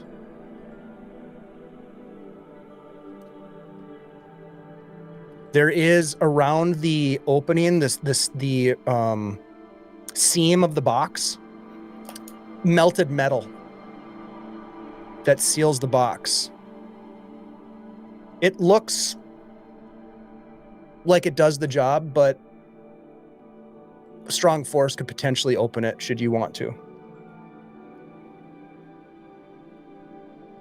That's a big decision. I mean, generations of tuba players have given me this knowledge. Yeah, crack it open. Okay, you use the strength that you have to apply the force sufficient to snap the top. And the top of the lid, as you sort of pull it off, kind of burns your hand for a total of 2 points of damage. You instinctively either drop it or set it down because it burns, and it actually burns a mark into your hand. As you look down at your hand, you can see the inscriptions of the Queen of Chaos's glyphs have burnt themselves into your hand. You look inside of this box, and you can see a long handle wrapped in some ancient leather attached to some sort of metal or metallic loop. You instinctively look back up at the bas relief engravings, and you can see that this is the talisman of the Sphere of Annihilation, a tool used to wield the spheres themselves. You now look at it, it's sitting inside the box. You haven't touched it yet, but it's inside the box. We can't let this get into the wrong hands. Speaking of hands, probably don't touch it. Yeah. But you're right. This cannot fall into anyone else's hands. Can I use my cloak to scoop it up and put it in a bag? Yeah, you use a glove or a cloak to like take the top and put the top back on. It's not sealed anymore. Does anybody have mending or a way to seal it? No? Okay. So yeah, you maybe have some strips of leather in your pack or something you tie around it with a nice little bow, but to keep it sealed. And yeah, you're able to take it and put it into your pack. You look back. I bought wool socks, so I can do that. You can slide it right into one of those socks. Yeah, it's on my character sheet. I got wool socks. You look back into the sarcophagus, and there is the circlet and the two black horns with red tips. Torbin is gonna reach out and just gently pick up the circlet and kind of like start looking at it. The minute you touch it, it sends a shiver through your body. Almost like an electrical shock, but more numb, not as sharp.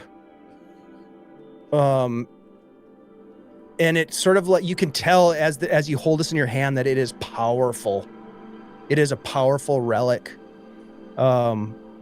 You've never felt this way before, ever. As you hold this now, this is the most valuable thing that you have ever found, ever touched, ever seen.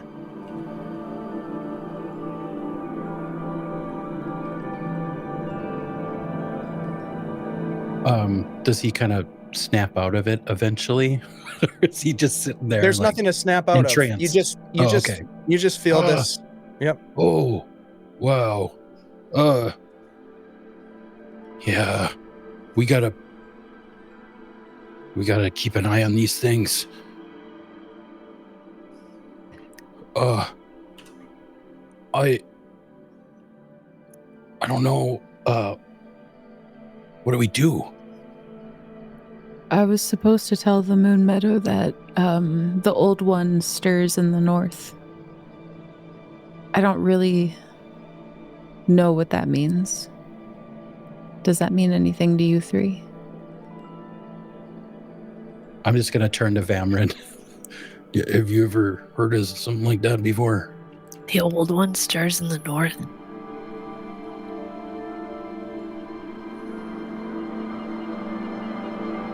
Oh, no. Vamrid, I'll also look at Vamrid. Give me an intelligence check, Vamrid. Tell me, before you roll this die, you're not from Diamond Lake, right? You were a traveling bard before you met these individuals. Where have you traveled from? In your travels, just generally, where is your origin point? Where have you traveled from? What I'm trying to gauge what level of worldliness you might have in this matter. So I spent quite a few years with 6 of my traveling dwarf brethren as we were just exploring and wandering around and sort of having a good time. So not around this area. Like the the free city of Greyhawk area, that kind of thing, or Yeah, more like that. I mean, coming around this direction, we rescued an elf, and then we just kind of took a little vacation from each other. Like when a band needs a break, the band needed a break.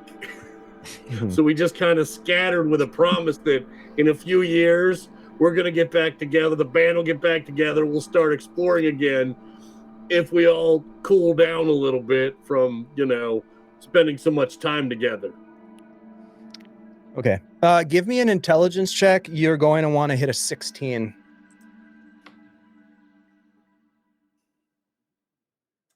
$13 on the die, 3rd level, 16. Ooh. Okay. Oof. The best you can tell from your travels, from spending some time in the free city of Greyhawk, listening to what's happening geopolitically in the region, the machinations of war that are being prepared across the Flanness. You've heard this from traveling bards, the networks that you frequent. Best you can guess is that this may be a reference to a demigod named Ayuz, who has been said to be amassing forces in the north. What the connection is to this place and the story that you have in your hands and before you is unclear.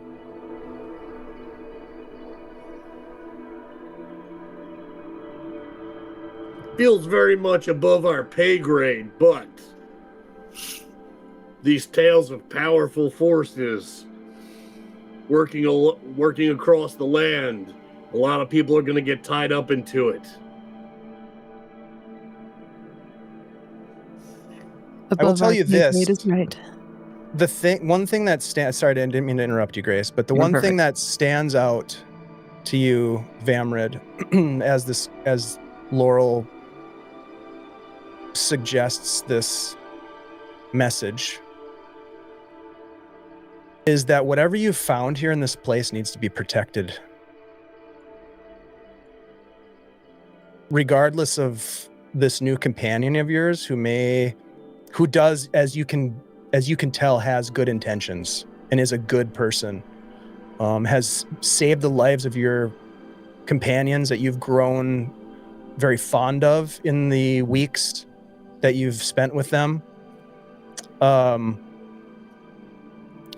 That whatever knowledge you take with you out of this place, whatever items you take with you out of this place, need to be held very closely and held secretly. Osric may have answers.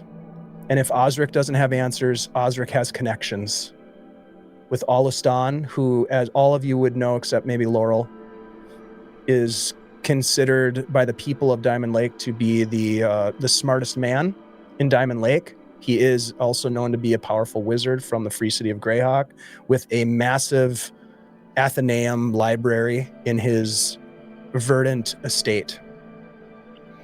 Those are the people that you immediately think of as allies right now, and think of many others: Balabar Smenk, Dowerstone, Cullen, the thugs on Tolliver's Row, and others, the goblins of the hills, as those that you should keep this safe from. That weird Filge guy. Certainly Filge.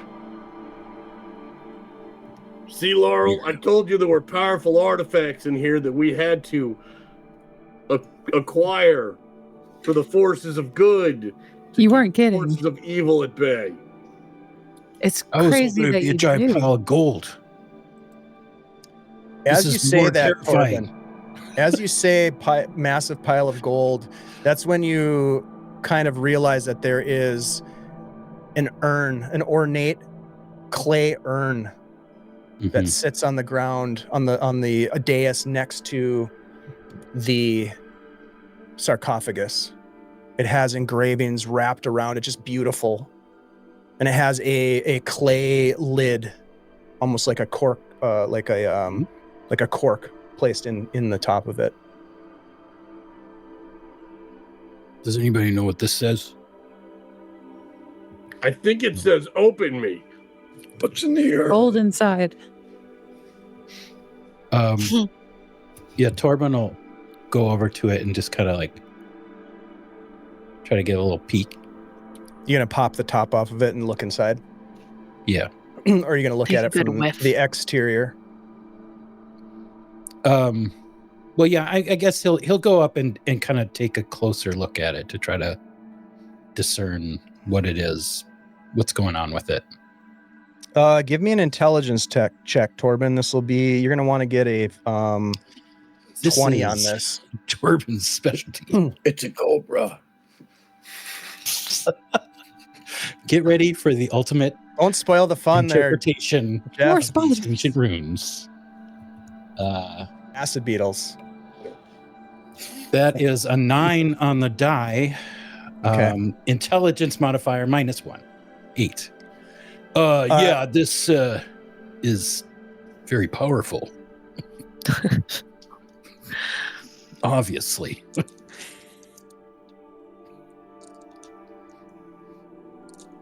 No, nothing. Pop it open. It looks powerful. All right, We're opening everything else.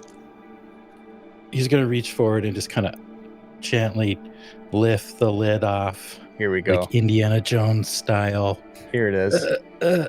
Oh, he's still got the circlet in his other hand. You But pull the lid of this urn off, expecting the worst, mhm. and you look inside, and it is filled with gemstones. Ooh.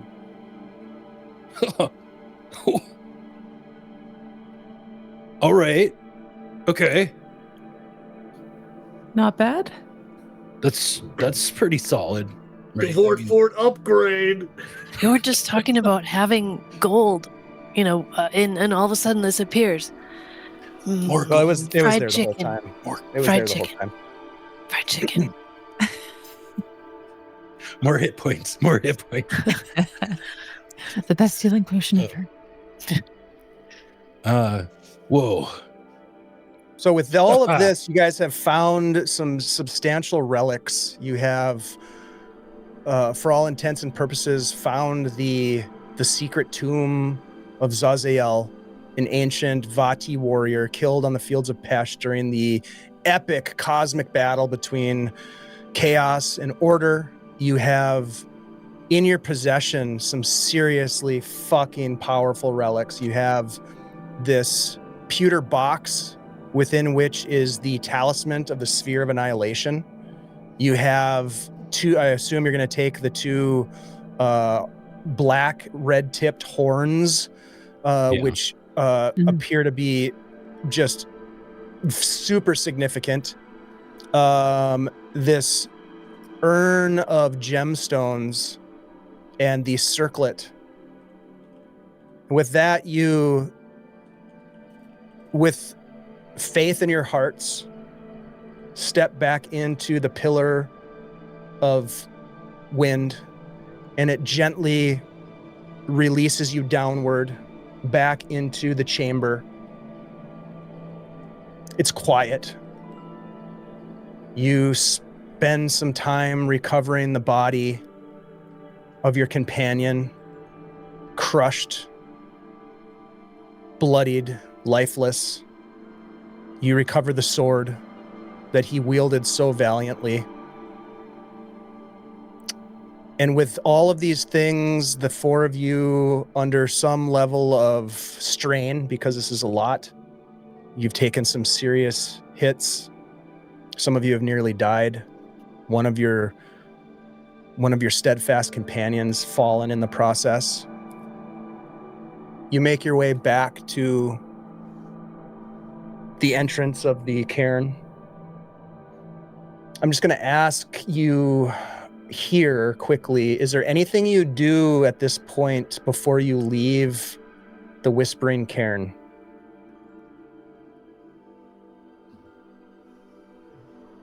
Well, we're definitely taking the magic green torch, and I feel like we should take as many of the we should take some of the lanterns with us so that this would not be accessible without them. Good idea. That may be another trip because you're carrying a lot right now.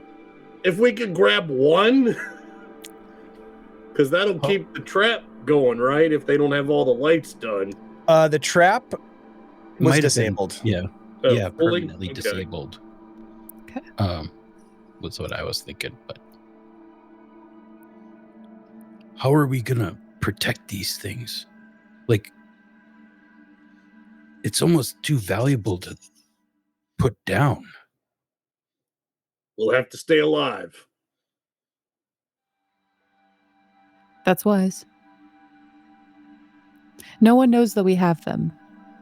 Correct. So We're gonna have to be careful with all this money too. People find out we have this much money, Yeah, we can't make us be a target. we can't Trust be flapping me, our gums.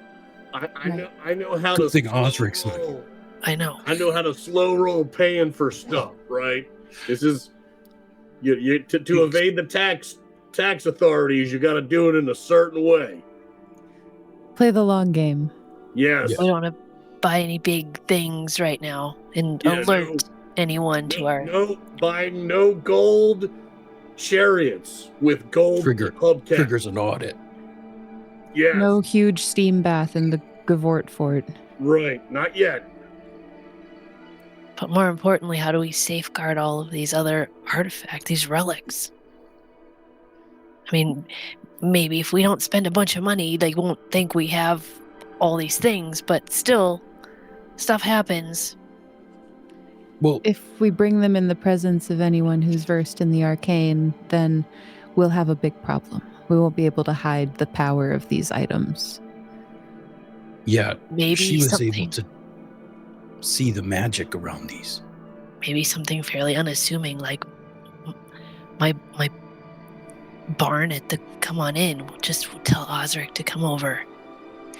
If we Keep can get them a there. box of lead, that'll be. Stash it, bury it Where are we inside going to the get a Gavort. box of lead? Maybe we can have one made. Is there a blacksmith? Oh yeah. Yeah, maybe Listen. don't. Go in- This is very simple. We need a lead box that will hold a body for our friend that fell because it was his wishes to be buried in a certain way. Exactly. We're going to need a lead coffin. It's not Right. going to be cheap, but we'll figure out how to move the money around so that we have something that this stuff can sit in. Right.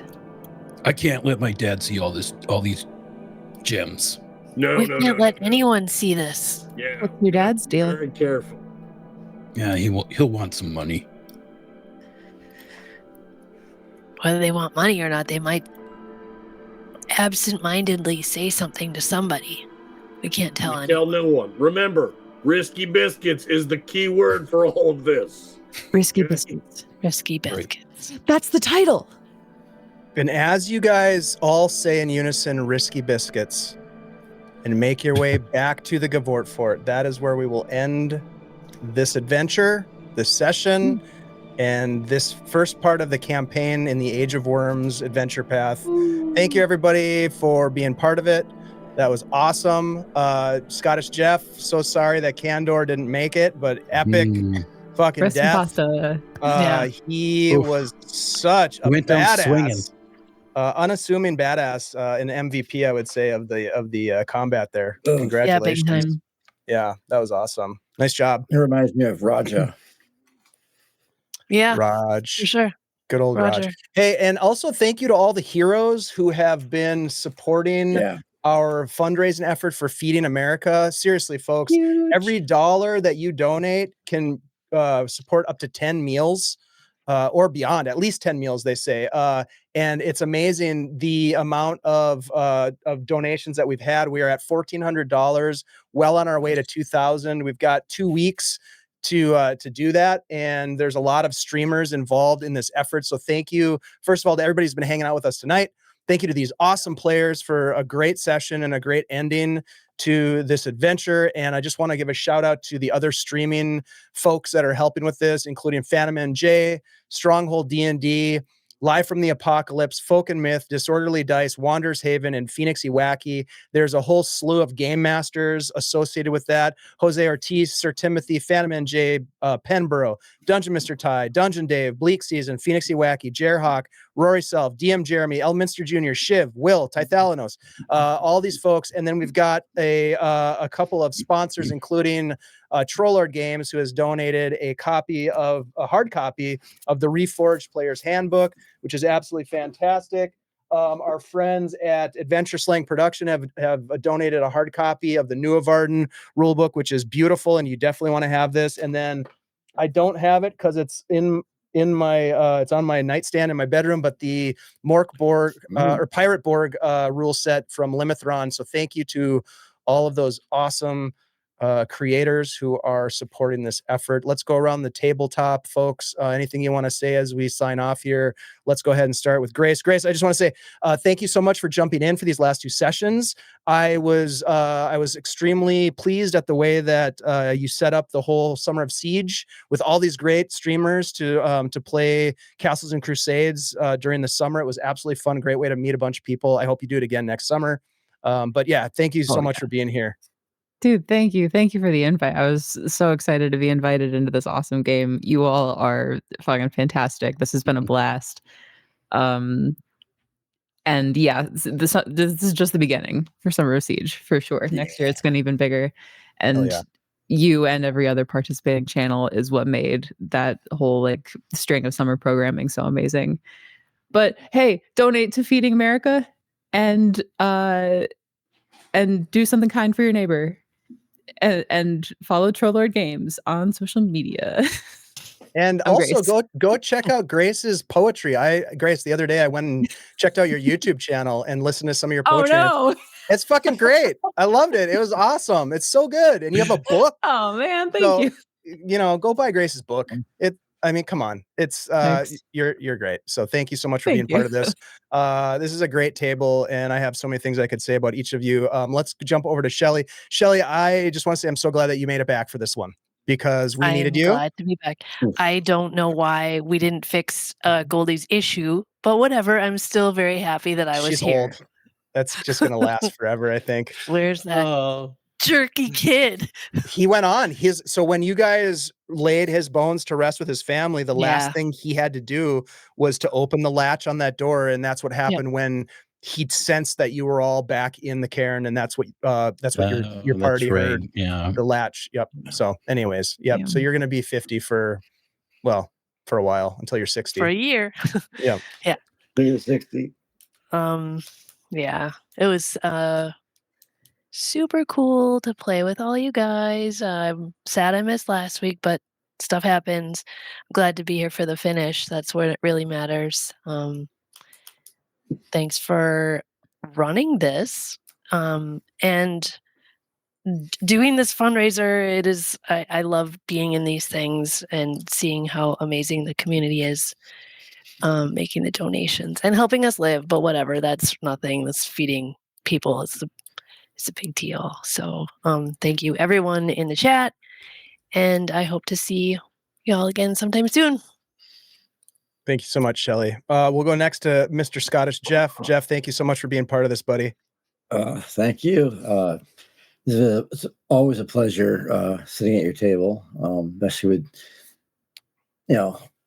with the fine people in front of me and underneath me and side of me, according to my screen. But it was a blast playing Kandor, man. Yeah, he went down. I did not expect. I figured making that save. I figured, okay, I'm gonna get slid. I'll stop at the edge, put my foot up against it. But you're like, no, you're at 20 feet. Yeah, shit. Yeah, right. I'm done. A failed save was pushed back 20 feet in damage, and a successful save was just pushed back. Yeah.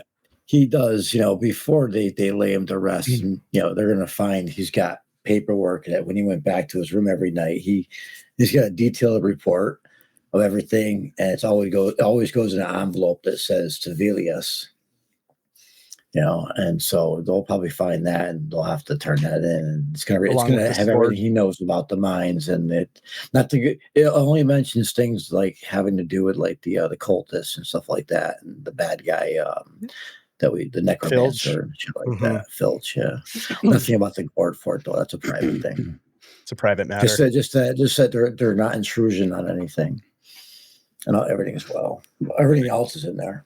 Yeah, Kandor was great, man. I loved how he basically had never even been in combat before this, and then he put down like a lot of the bad guys. He was killing blow on a lot of the stuff. Great.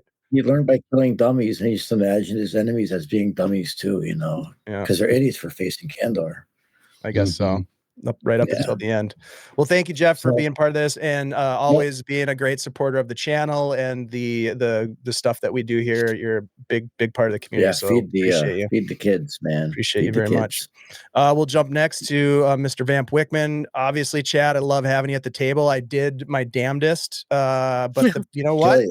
The audience, your fans wanted you to survive, and they donated a shitload of those specials. I mean, you guys went through those things like hot butter on a biscuit. It was great. But anyways, I love having you at the table, and appreciate you very much for being here and being part of this and supporting all this stuff. Love being here, Dave. Thanks for running this. Thanks for starting this. I was talking about this over the weekend at the bar while I was raising money for other stuff, and somebody gave me some money for this. So that was the anonymous thing that was earlier, because, I'm always talking about charity and always raising money. So that's amazing. And people at the bar see me always raising money for charity, so they're always backing whatever I do. So this is fantastic. I'm so happy to be part of raising money so people can eat. I mean, that's super important. Love playing these games. Love being on the channel. Thank goodness I found that ring of feather floating. I was going to say that saved, way back in the day. Big time. Yeah. When I watched you get that a long time ago, I'm like, when is he ever going to fucking use that? I got quite a few characters with Ring of Feather Fallings that were dwarves that used it, because dwarves tend to fly for some reason. Not on their own accord. Not on their own accord. No. But so this was fantastic. Thanks all you players. This was great. I did so much damage in that last fight to the tune of 0. But don't worry. I didn't even see half the fight, but when I'm at the taverns and I'm playing my tuba and singing about a song of great warriors fighting air elementals, I was right there in the mix with you. The fight will be what I think it is, because I wasn't there. And you know what? I'd like to just give a shout out to the CNC Bard. I don't know if the Bard doesn't get enough love, but it does not. As a castle keeper, having a Bard in your party is fantastic. Huge. Because all of that lore, that rich lore that was associated with this place, you guys never would have. It never would have happened. No. True. Yeah. Without that legend lore. Well, Torbin it's partially that, but it was just like that skill, that legend lore feature of the Bard is so good. So, anyways, I was glad that you played the Bard. And you played him fantastically, and I love that fucking Doom tuba. It's so cool. Doom tuba. It's so cool. It's so cool. Thank you, Chad, for doing what you do. Let's go. Last but not least, over to AndyG. Andy, thanks a lot. Torbin certainly got his ass kicked a lot. In this fight, but hey, he survived in the end and was able to walk away with some serious wealth, but also some serious relics that will have significance in the next phase of this campaign. So nicely done, sir. I've just realized that Torbin has been very good at getting himself, like, just getting way over his head in a lot of different situations. He has a pet owlbear somewhere. Oh yeah, about that. As you say that, your owlbear is wreaking havoc at the Gavort Fort. Oh, He's be a good yeah, boy. but did he catch that pig? He's hungry. I guess we'll have to come back in He's 2026 to nesting. find out. Roll for hunt. roll for bacon. And with the mines, like Yum, I love bacon. this lowly barbarian kind of stumbling around in great matters that are, he can't read the walls. And now he's got these powerful relics and a lot of money. Well, And the party has a big responsibility with those relics and all that, Yeah. all those gems for sure. And I'm sure Osric will have some things to incorporate into the understanding of those. Yeah. But Yeah, thank you so much, Dave. This was an awesome adventure. My I had pleasure. a lot of fun. Thanks to Troll Lord Games. I can't talk. And of course, it's always great to support a good cause while we play. So Hell yeah. Well come check said. us out on Discord, check out our YouTube channel, and I'll be back next week in Jose's game. Yeah. Greyhawk Unearthed. Unearthed. Yeah, we're gonna have some fun in there. That story will continue, and we will be then. Gosh, the holidays are coming up, so we'll see what happens. But we'll be back in January with some more Tuesday night shenanigans and adventures to come. There's a lot of things in the works, but I will quickly raise your attention to the fact that we've got some games coming up next week. This fundraiser is going to continue. I already rattled off all of the great streamers that you got to go to their streaming, I don't know, schedules to figure out when all that is happening, but there's a lot going on. So please go check those out and support those guys. But we have, in addition to Jose's game on Tuesday, the 18th, we also have Dungeon Mr. Ty is running a one shot on Thursday, a New Varden one shot, and it's going to be freaking awesome. I'm trying to bring up the title of it right now. It is called, I love this title. It's called Ernest's Astonishing Harvest. So that's going to be great. And then on Saturday, the 22nd, GM Shiv is coming back. Heyo. And we'll be running a D&D 5e game, one shot called For a Few Barrels More. And then on the 24th, which is the end of this Feeding America campaign, I will be running on that Monday a pirate board game entitled The Hunger of Hollow Harbor. So please come back for those games. Help us reach our goal of $2,000 if you can. And if you've already given and you're like, what can I do now? Share the link. I'll drop the link again in the chat. Share it with your social networks, your friends, your family. Let them know why you think it's important to support people in need who are hungry, children, families. What is it? 1 in 7 people in America faces hunger, and that includes 1 in 5 children. Like, that's something that we can put an end to. So let's do our part to do that. And thank you all for being here. We are going to raid into somebody. I don't know who yet, but stick around just for another minute and we will kick it over to a raid. Let's give them some good old-fashioned Guild Superior love. Thank you, everybody, for being with us tonight. We will see you on Tuesday of next week with more Greyhawk Unearthed. There it is, the salute, baby.